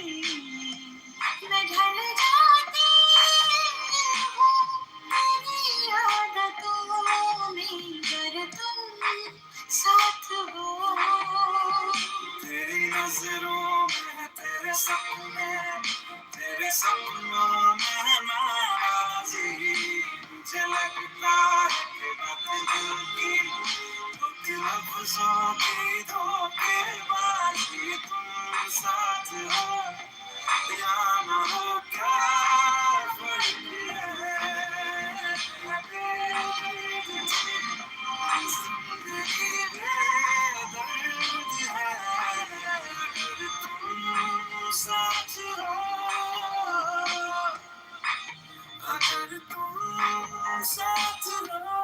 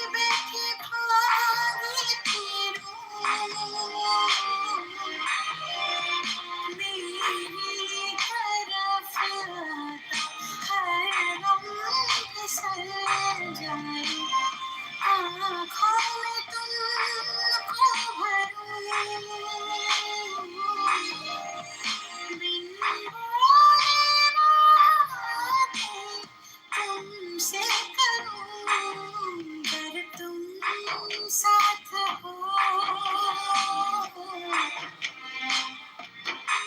अगर तुम साथ हो तेरी नजरों में तेरे सपनों में नाराजी झलकता है कि बात दिल की होती लफ्जों की धोखेबाजी तुम साथ हो या ना हो क्या फर्क है बेदर्द थे जिंदगी में दर्द है अगर तुम साथ हो दिल संभल जाए अगर तुम साथ हो हर गम फिसल जाए अगर तुम साथ हो दिल ये निकल जाए अगर तुम साथ हो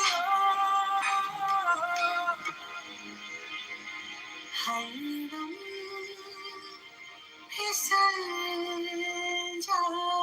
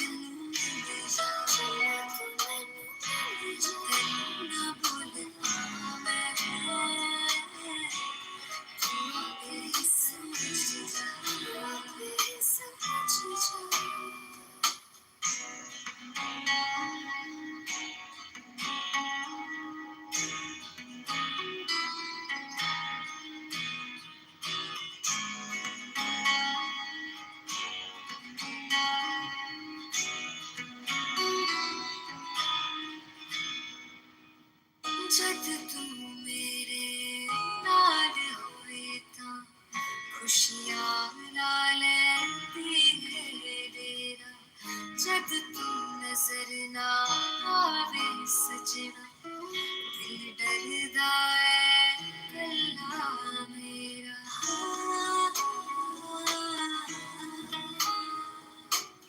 जद तू मेरे नाल होए तां खुशियां ला लैंदी है डेरा जद तू नजर ना आवे सजना दिल डरदा है गल्ला मेरा मैनू अपने नाल रड़ दे आहे मेरे सोने सजन दे करा मैं तेरी अर्ज़ी मंगा यही दुआ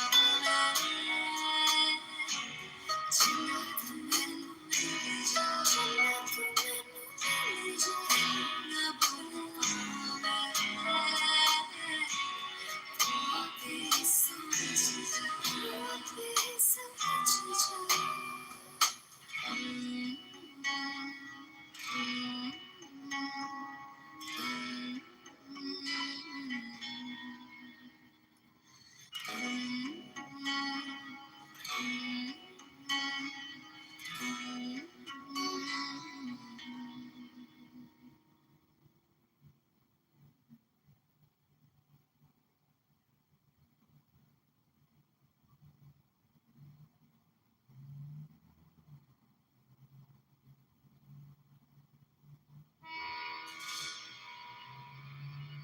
सारे मागा रहेगा सामने लेना सा गारेगा मागरे सारे सा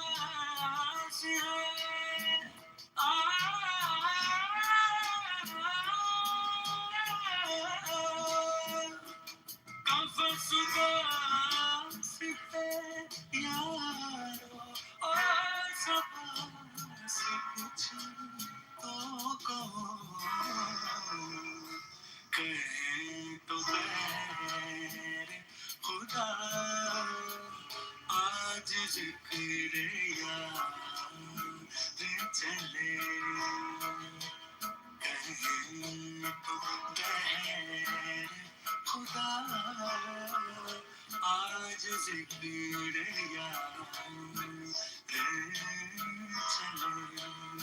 चले बिहार के गुलशन का कारोबार चले गुलों में रंग बदे बादलों बहार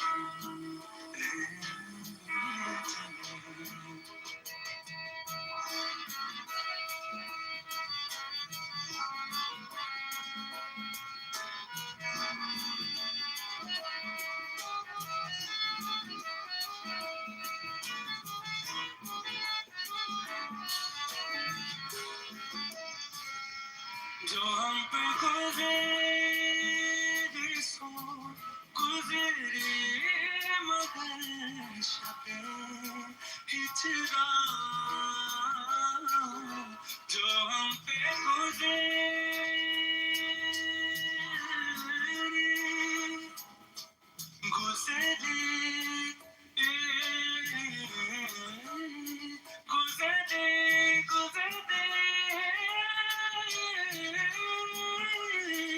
जो हम पे गुजरे सो गुजरे मगर शबे हिजरा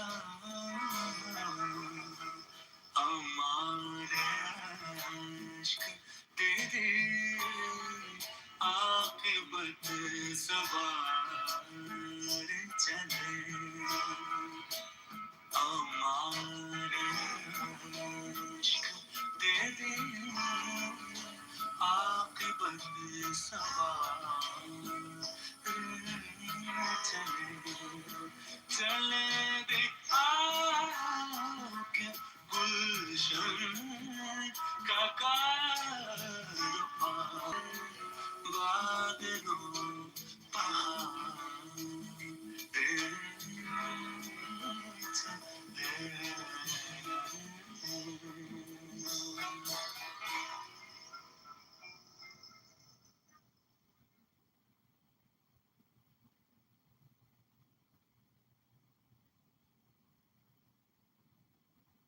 ये इश्क भी अजीब है कभी सच्चा कभी झूठा दोनों तरफ से मन मेरा मन तेरा लूटा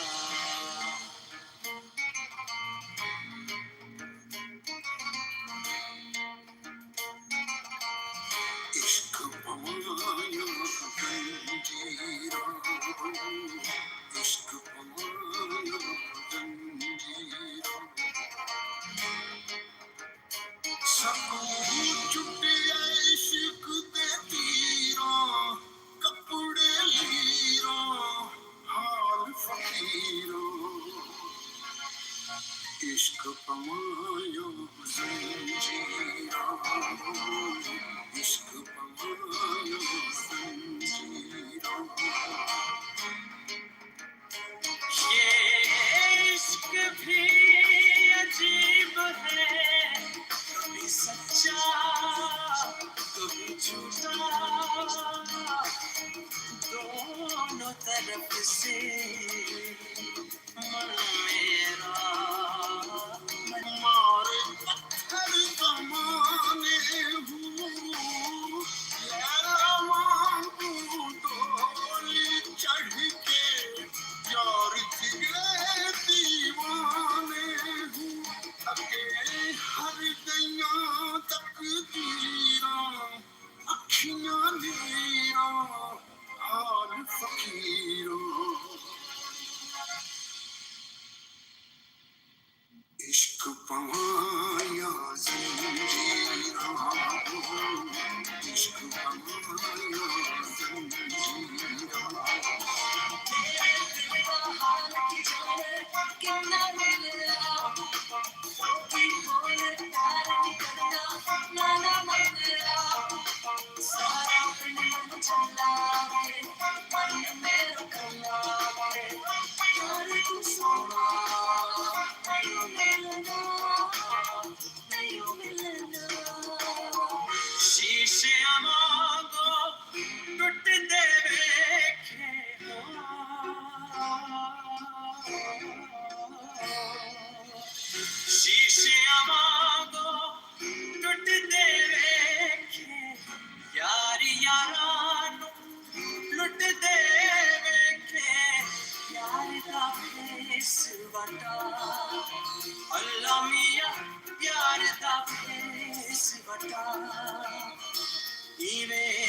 किस्मत नाल जियो से खबर गयो से हाल वजू से इश्क पवाया जंजीरा इश्क पवाया जंजीरा सब छुटे इश्क दे तीरा कपड़े लीरा हाल फकीरा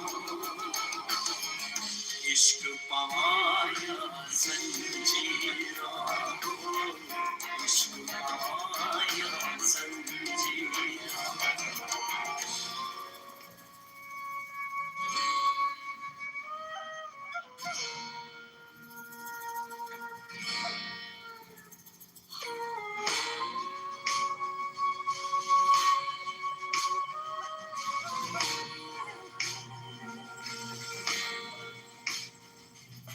जब देख लिया हर शख्स यहाँ अब जाई है इस शहर से दूर एक कुटिया हमने बनाई है और उस कुटिया के माथे पर लिखवाया है सब माया है सब माया है सब माया है सब माया है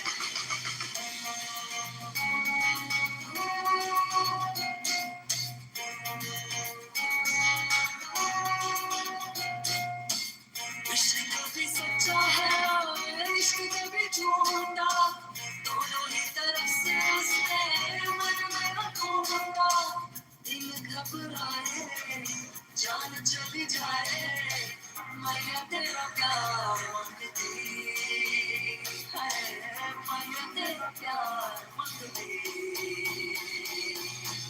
इश्क पवाया जंजीरा इश्क पवाया जंजीरा सब छुटे इश्क दे तीरा कपड़े लीरा हाल फकीरा इश्क पवाया जंजीरा इश्क पवाया जंजीरा सपना मीत बड़ा बेसावला सपना मीत बड़ा बेसावला सपना मीत बड़ा बेसावला सपना मीत बड़ा दिल क्यों से अंजाम को लगा इस हक फरमा कोई मेहमान को लगा जिनके दम से रोंगे शहरों में जा बसे वरना हमारा कोई काम को लगा सब माया है सब माया है सब माया है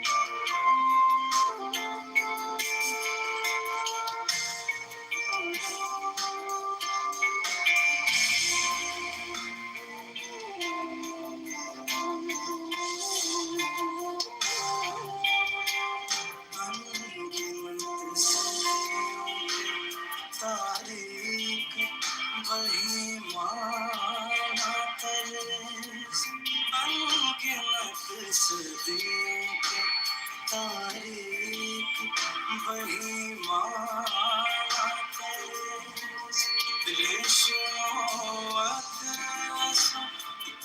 ख्वाब में बुलवाए हुए जा बजा बिकते हुए कूचा बाजार में जिस खाक में बिखरे हुए खून में नहलाए हुए लौट जाती है उधर को भी नजर क्या कीजे अब दिलकश है तेरा हुस्न मगर क्या कीजे अब दिलकश है तेरा हुस्न मगर क्या कीजे और भी दुख है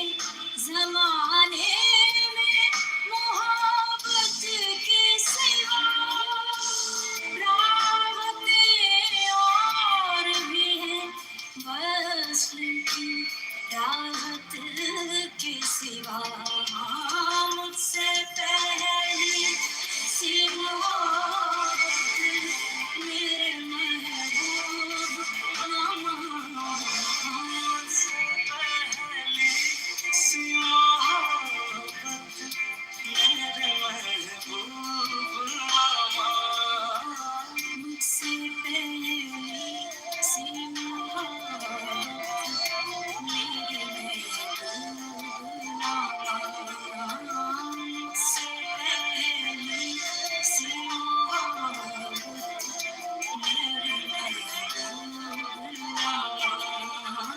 मुझसे पहले सी मोहब्बत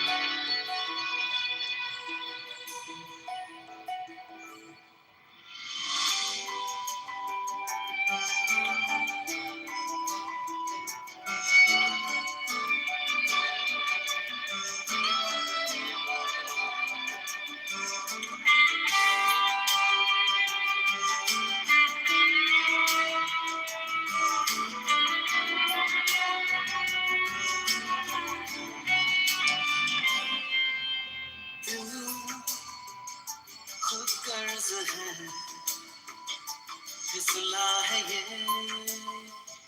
फिर हाथ से कल उसका रहा अब है तेरा इस रात से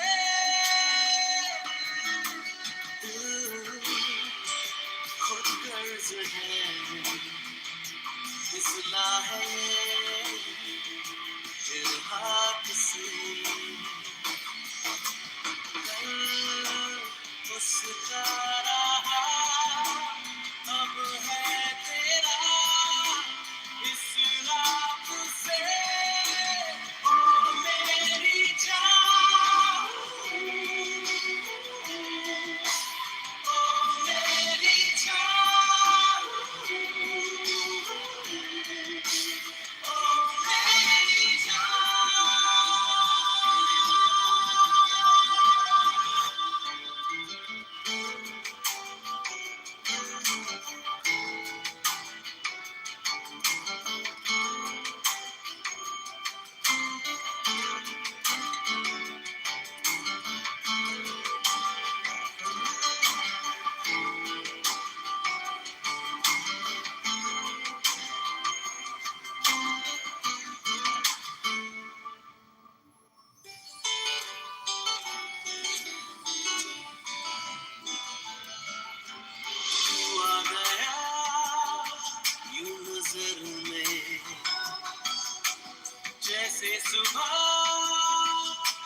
में मदहोश यूं नहीं दिल पे छाई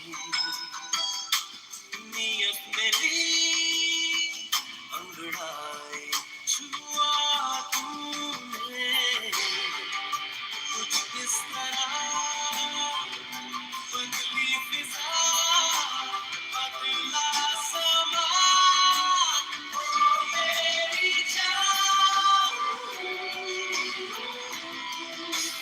ओ मेरी जान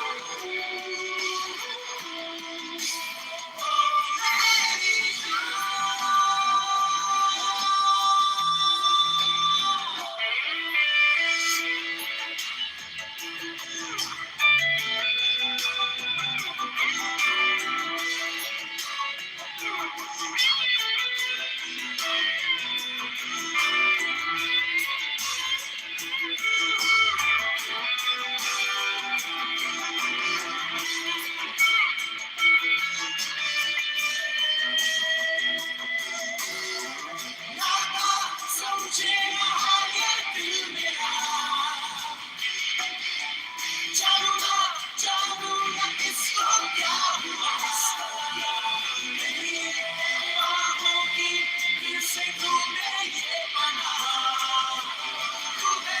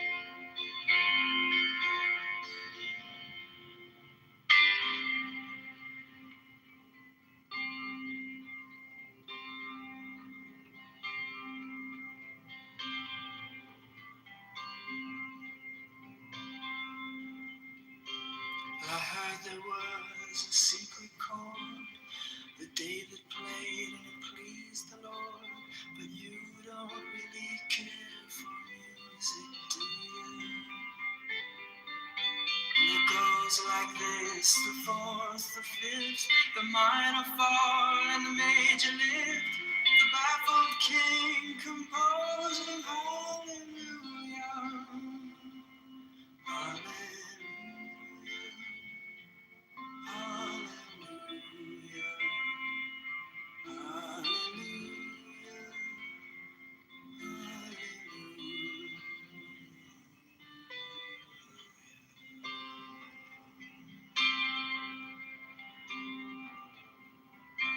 Your faith was strong, but you needed proof. You saw her bathing on the roof, her beauty and the moonlight overthrew you. And she tied you to her kitchen chair, and she broke your throne, and she cut your hair, and from your lips she drew the hallelujah, hallelujah,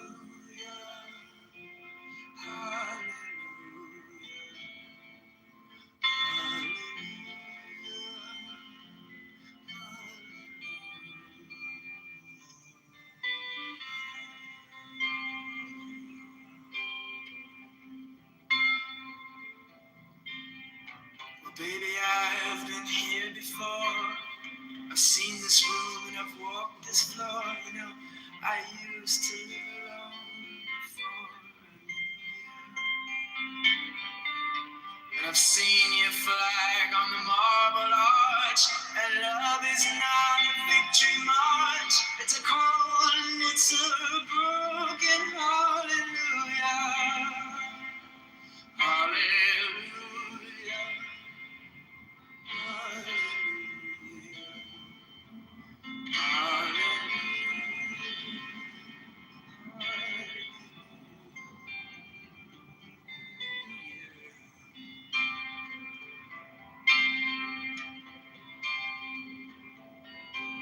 Well, there was a time when you let me know what's really going on below, but now you never show that to me, do you?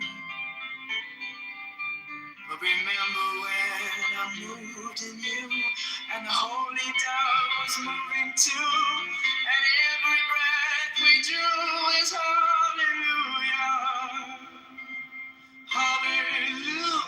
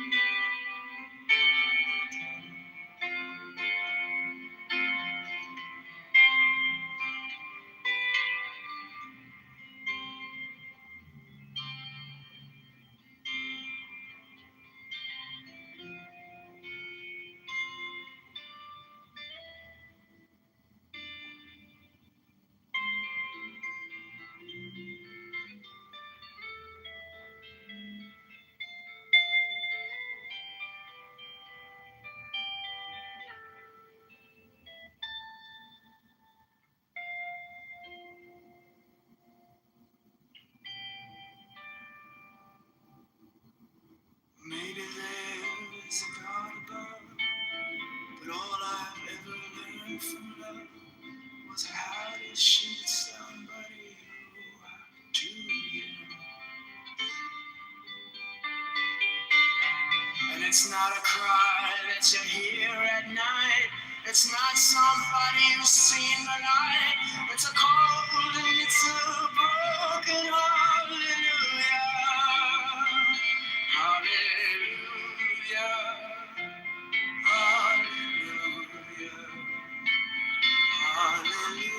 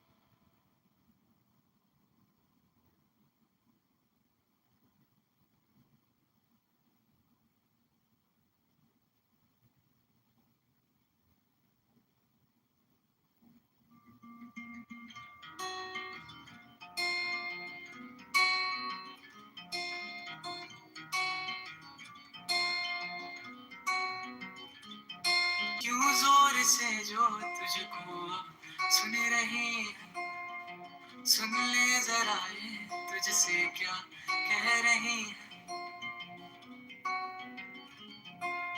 आए नहीं जिनके थे वादे वक्त उलझा हुआ है, तेरे यहाँ पे क्या हो कल थे यहाँ, या हफ्तों पहले की ये है दास्तां।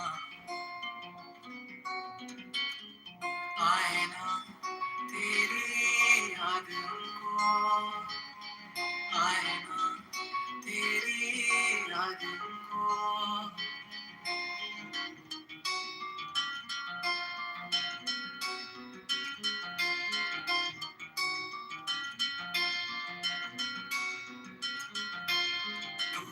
टेम का एक बार गिर गए वैसे बनते कहाँ है, जैसे थे तूने अपने दिल से बनाए, वो कारीगर यूं हाथों से थे सजाए। आए ना तेरी याद हमको, आए ना तेरी याद हमको। किताबों के घर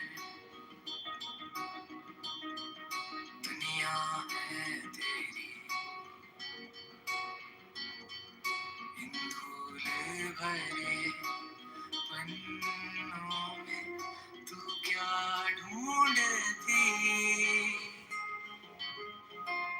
और क्या होगा जो तुझे इस दफा ना मिली प्यारी सी परियों की वो कहानी, और तुम यूं परेशान क्यों है जादू करी आज भी तेरे दिल में रहा क्यों, और इन कागजों में कहीं एक गुल है जो ऐसे तेरा इंतजार कर रहा है, ये गुल है तेरी वो हंसी कहाँ खो गई, ये बता खिलेगी कभी।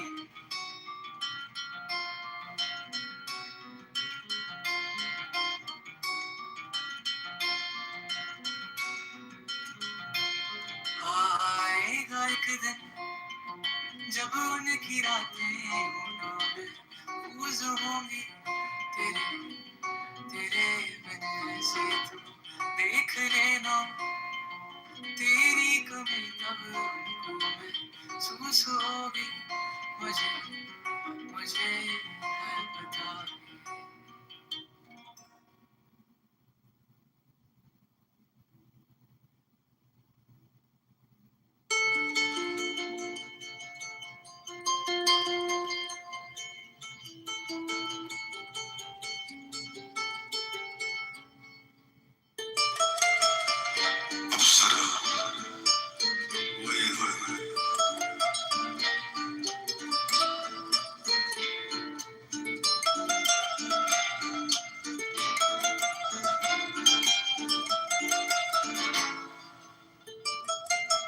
एक मिली मैनू अप्सरा ਕੰਨਾਂ ਦੇ ਵਿੱਚ ਵਾਲੀਆਂ ਜ਼ੁਲਫਾਂ ਕਾਲੀਆਂ ਕਾਲੀਆਂ, ਇੱਕ ਮਿਲੀ ਮੈਨੂੰ ਅਪਸਰਾ ਕੰਨਾਂ ਦੇ ਵਿੱਚ ਵਾਲੀਆਂ ਜ਼ੁਲਫਾਂ ਕਾਲੀਆਂ ਕਾਲੀਆਂ, ਅੱਖਾਂ ਨੀਲੀਆਂ ਨੀਲੀਆਂ ਪਤਾ ਨਹੀਂ ਕਿੱਧਰੋਂ ਪਾਲੀਆਂ, ਗੋਰਾ ਗੋਰਾ ਚਾਮੀ ਗੋਰਾ ਗੋਰਾ ਚਾਮੀ, ਜਿਵੇਂ ਠੰਡ ਚ ਰਾਮੀ, ਸ਼ਹਿਰ ਉਹਦਾ ਮੌਸਕੋ, बड़े जादू आ उसको, पलकां तिखियां तिखियां ते अखां निक्कियां निक्कियां, जदों उहने मैनू तक्किया मेरा पाड़ के सीना रखिया, चंदन दा लगदी वाग पई, मेरी सुत्ती किस्मत जाग पई, मैं होशां सब भुला लियां।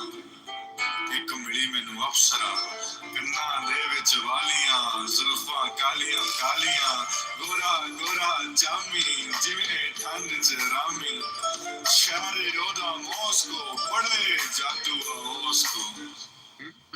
जादू है ये कोई या खुदा की माया है, तारों की महक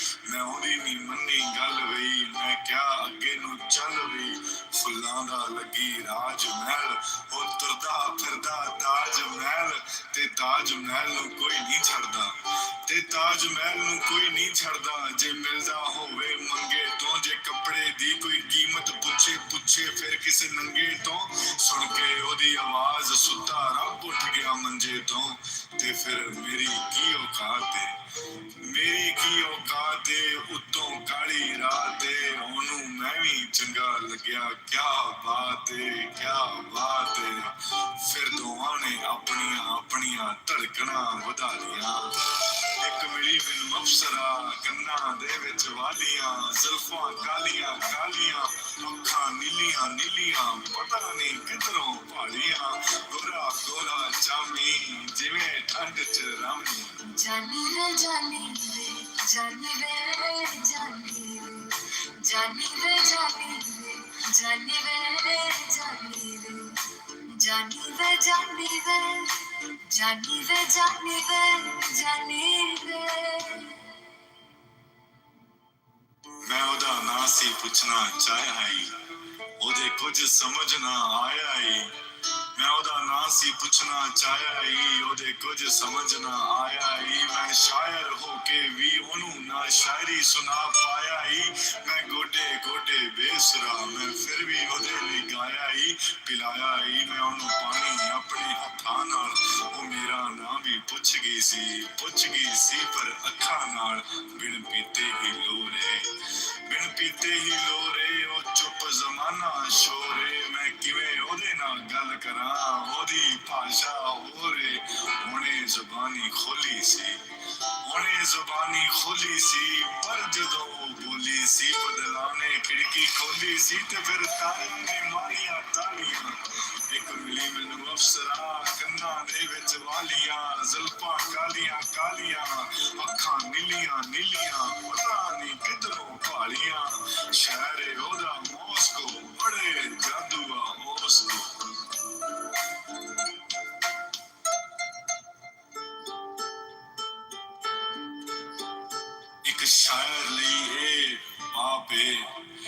एक शायर लिए पापे पापी कहेगा जागी ठंड सी ओनू लगदी पई मैं मेरी डायरी नू लाती आगी हाय किन्ने मेरे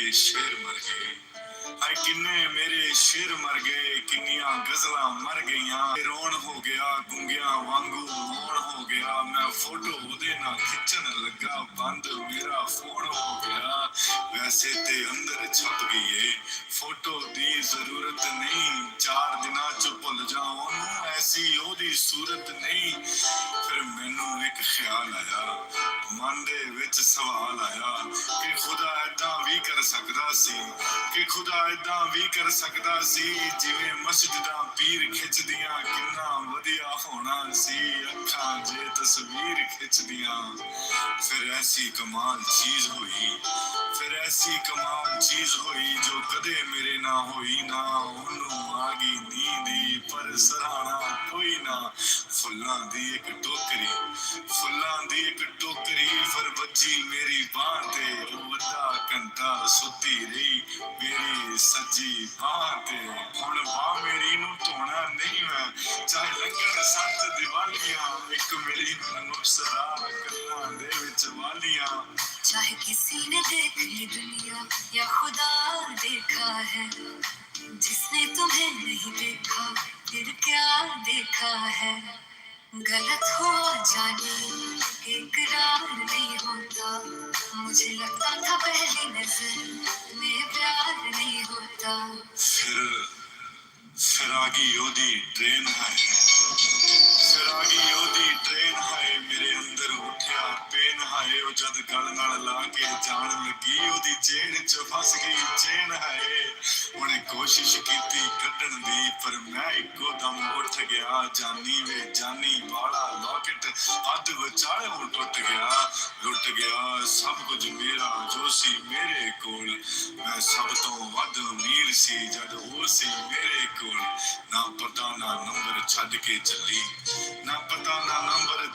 चली मैं खुद नू दित्ती झूठी तसल्ली के सिर नाम मिला के सिर मिलांगे एक दूजे ते गिर मिलांगे मैं कह के दिल समझा लिया इंशाअल्लाह फिर मिलांगे इंशाअल्लाह फिर मिलांगे ओदे चारे पासे गुम होया मैं ऐसा ओदे च गुम होया उन्हें मत्था ते अगे कीता पर मैथों ना मत्था चुम होया सच चुमन तो मैनू याद आया सच चुमन तो मैनू याद आया मैं ऐदा नहीं जे खो सकदा मैं पहले ही किसे होर दा मैं नहीं ओदा हो सकदा मैं नहीं ओदा हो मुझे कहा गए तो इशारा लगता है प्यार मुझे होगा अब दोबारा लगता है प्यार मुझे होगा अब दोबारा लगता है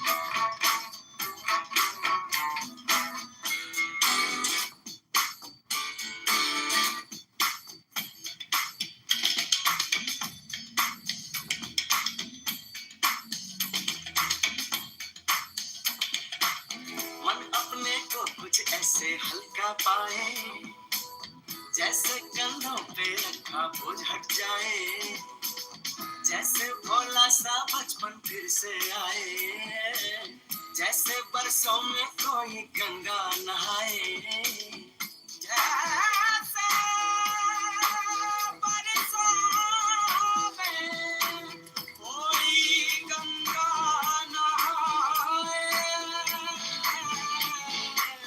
खुल सा गया है ये मन, खुल सा गया हर बंधन, जीवन अब लगता है पावन मुझको।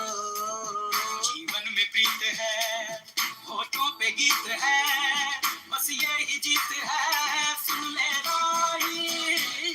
तू जिस दिशा भी जा, तू प्यार ही लुटा, तू दीप ही जला, सुन ले राही। यूं ही चला चल राही, यूं ही चला चल राही, कौन ये मुझको पुकारे। नदियाँ पहाड़ झील और झरने जंगल और वादी, इनमें है किसके इशारे। यूं ही चला चला यूं ही चला चला, कितनी हसीन है ये दुनिया। सारे चमेले देखो, बड़ी रंगीन है ये दुनिया। ये रास्ता है कह रहा अब मुझसे, मिलने को है कोई कहीं अब तुझसे। तुम तुम ताने अब तुम ताने, तुम तुम ताने अब तुम ताने, तुम तुम ताने अब तुम ताने भैया। सनी सा सा सनी सा सा सनी सा सा सनी सा सा, यूं ही चला सनी सा सा सनी सा सा, कितनी हसीन ये दुनिया।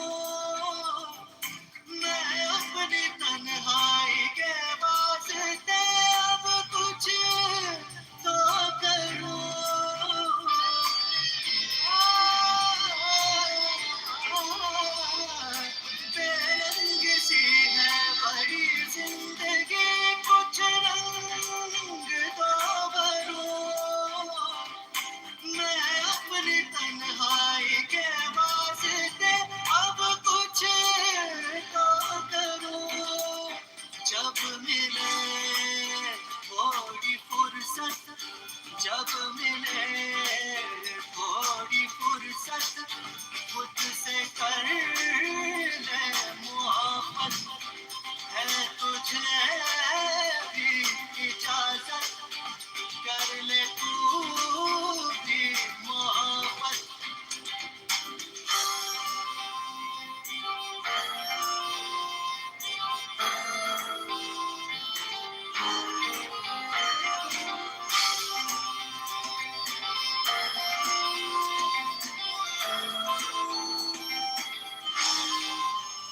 उसको छुपा कर मैं सबसे कभी न चलूं कहे तू आँखों के प्यालों से पीता रहूं उसके चेहरे का नूर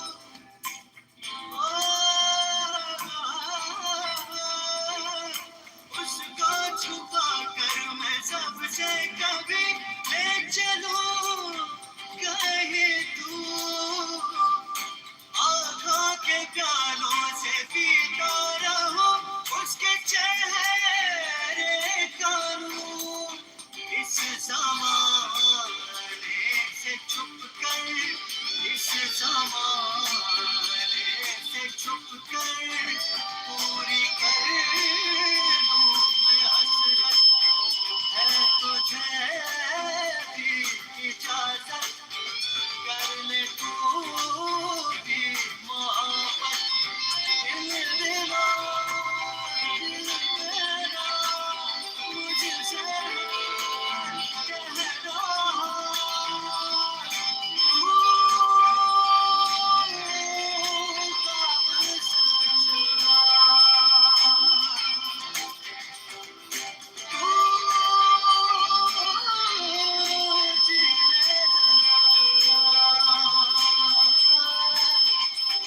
तुझे भी इजाजत कर ले तू भी मोहब्बत है तुझे भी इजाजत कर ले तू भी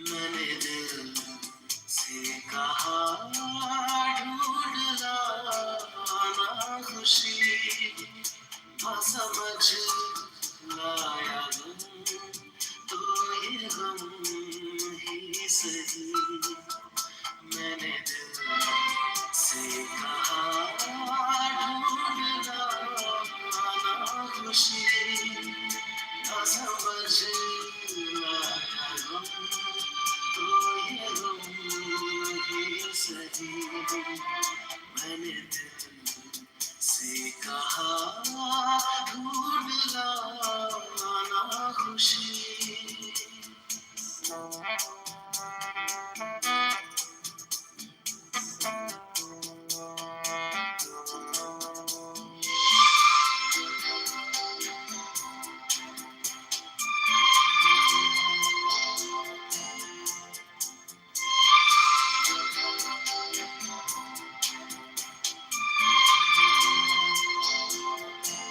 बेचारा कहाँ जानता है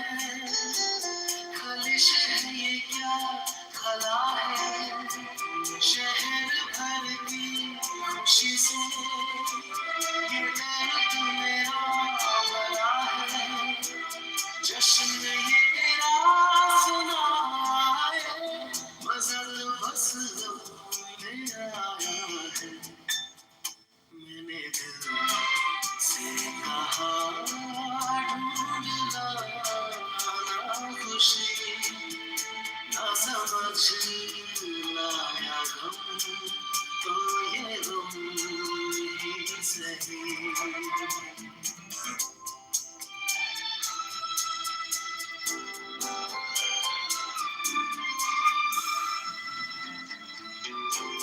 कभी है इश्क का उजाला कभी है मौत का अंधेरा बताओ कौन भेस होगा मैं जोगी बनूं या मेरा कई चेहरे हैं इस दिल के न जाने कौन सा मेरा मैंने दिल से कहा ढूंढ लाना खुशी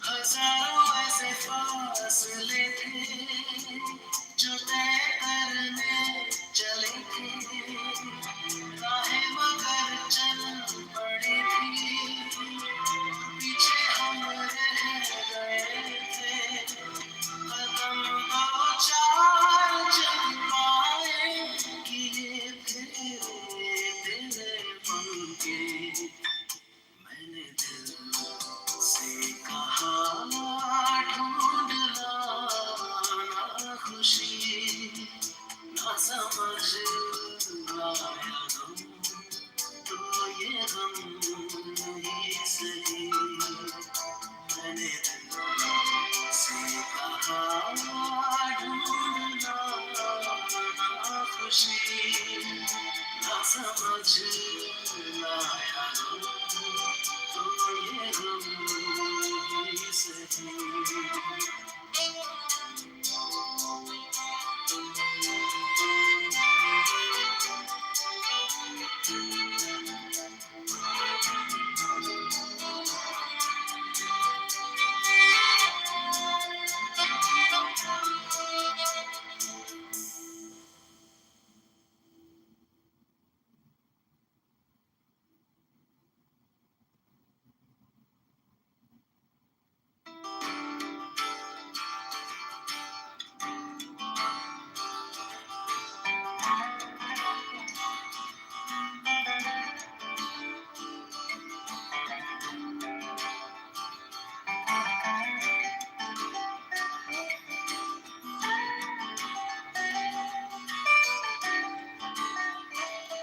और मनवा तू तो बावरा है तू ही जाने तू क्या सोचता है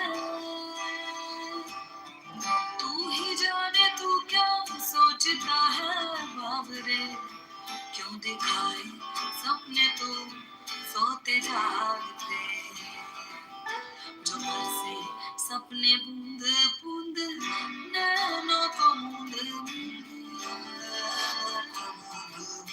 जो बरसे सपने बूंद बूंद नैनों को मूंद मूंद कैसे मैं चलूं देख ना सकूं अनजाने रास्ते जैसा है कोई एक तारा तुम जैसा है कोई एक तारा तू जैसा है कोई एक तारा तू जैसा है कोई एक तारा दिल में बोले कोई एक तारा दिल में बोले कोई एक तारा तू जैसा है कोई एक तारा तू जैसा है कोई एक तारा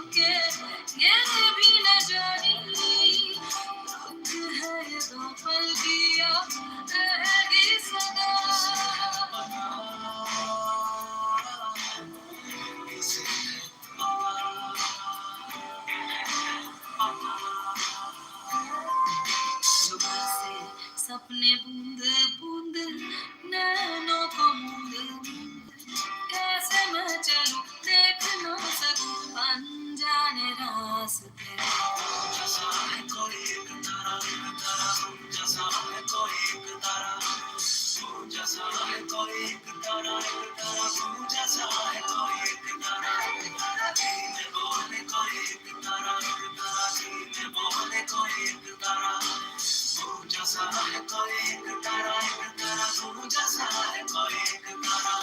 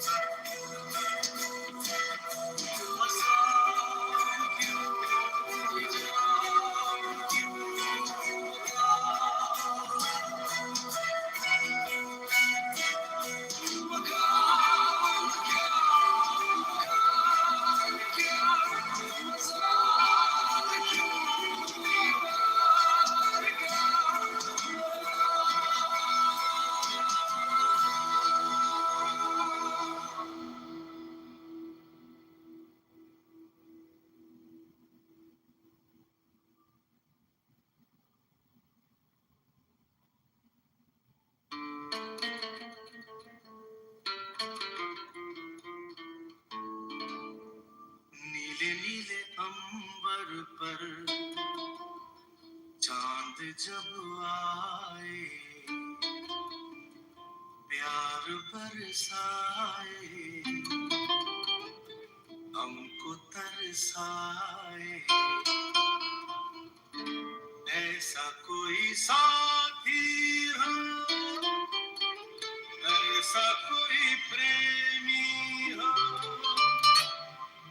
प्यास दिल की बुझा जाए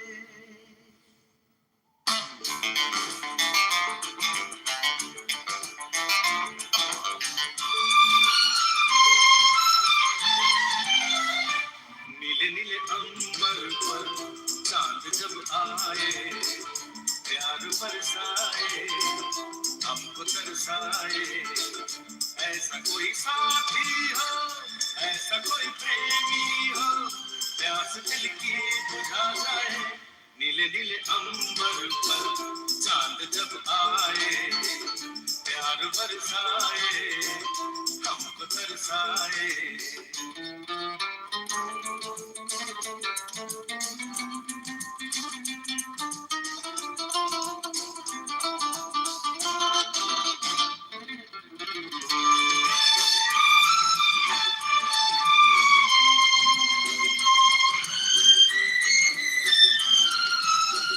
ऊंचे ऊंचे पर्वत जब चूमते हैं अंबर को प्यासा प्यासा अंबर जब चूमता है सागर को ऊंचे ऊंचे पर्वत जब चूमते हैं अंबर को प्यासा प्यासा अंबर जब चूमता है सागर को प्यार से कसने को बाहों में बसने को दिल मेरा ललचाए कोई तो आ जाए ऐसा कोई साथी हो ऐसा कोई प्रेमी हो प्यास दिल की बुझा जाए नीले नीले अंबर पर चांद जब आए प्यार बरसाए हम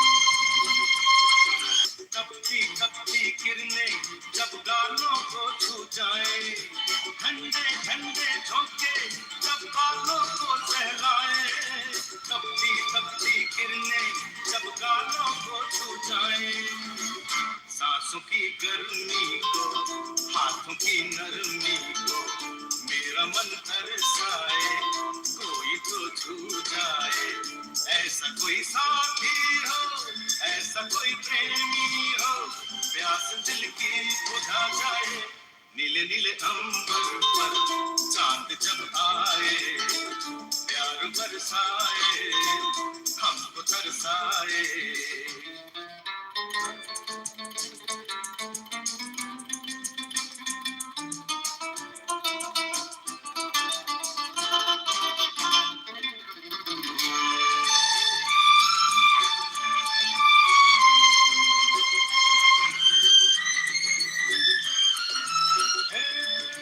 छम छम करता सावन बूंदों के बाण चलाए सतरंगी बरसातों में जब तन मन भीगा जाए छम छम करता सावन बूंदों के बाण चलाए सतरंगी बरसातों में जब तन मन भीगा जाए प्यार में नहाने को डूब ही जाने को दिल मेरा तड़पाए ख्वाब जगा जाए ऐसा कोई साथी हो ऐसा कोई प्रेमी हो प्यास दिल की बुझा जाए नीले नीले अंबर पर चांद जब आए प्यार बरसाए हमको तरसाए ला ला ला ला ला ला ला ला ला ला ला ला ला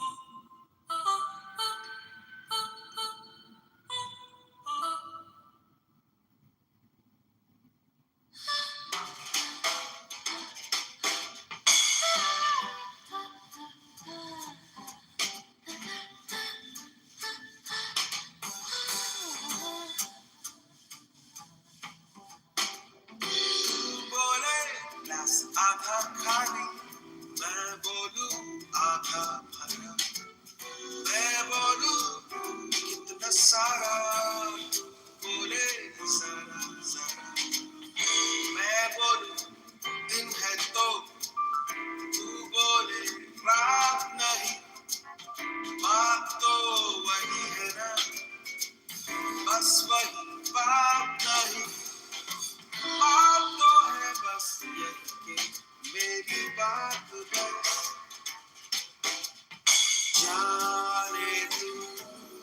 जाने तू या जाने ना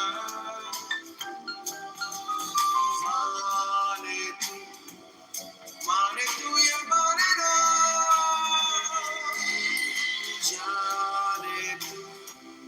जाने तू या जाने ना माने तू या माने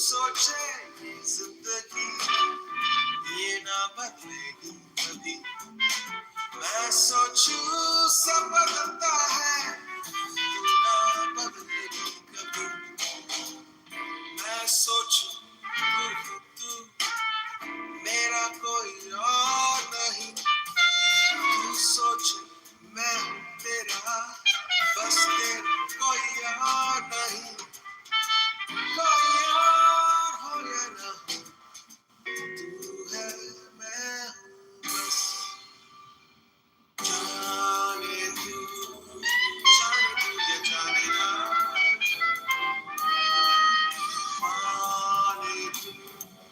माने तू या माने ना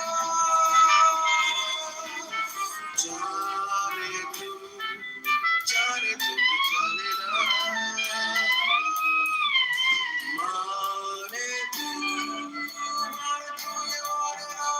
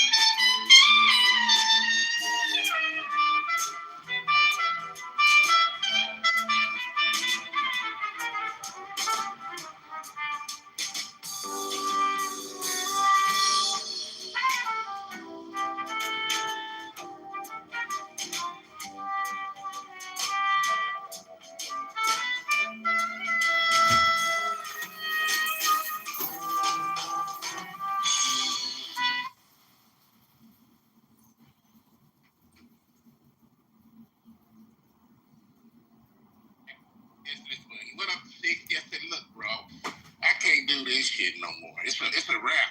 Because now you just charge, and it ain't like cutting hair is anything that, requires, like when you're at a restaurant, ingredients might have went up, so the prices go up. You're doing the same shit that you've always done. You're just cutting hair, motherfucker. You feel me?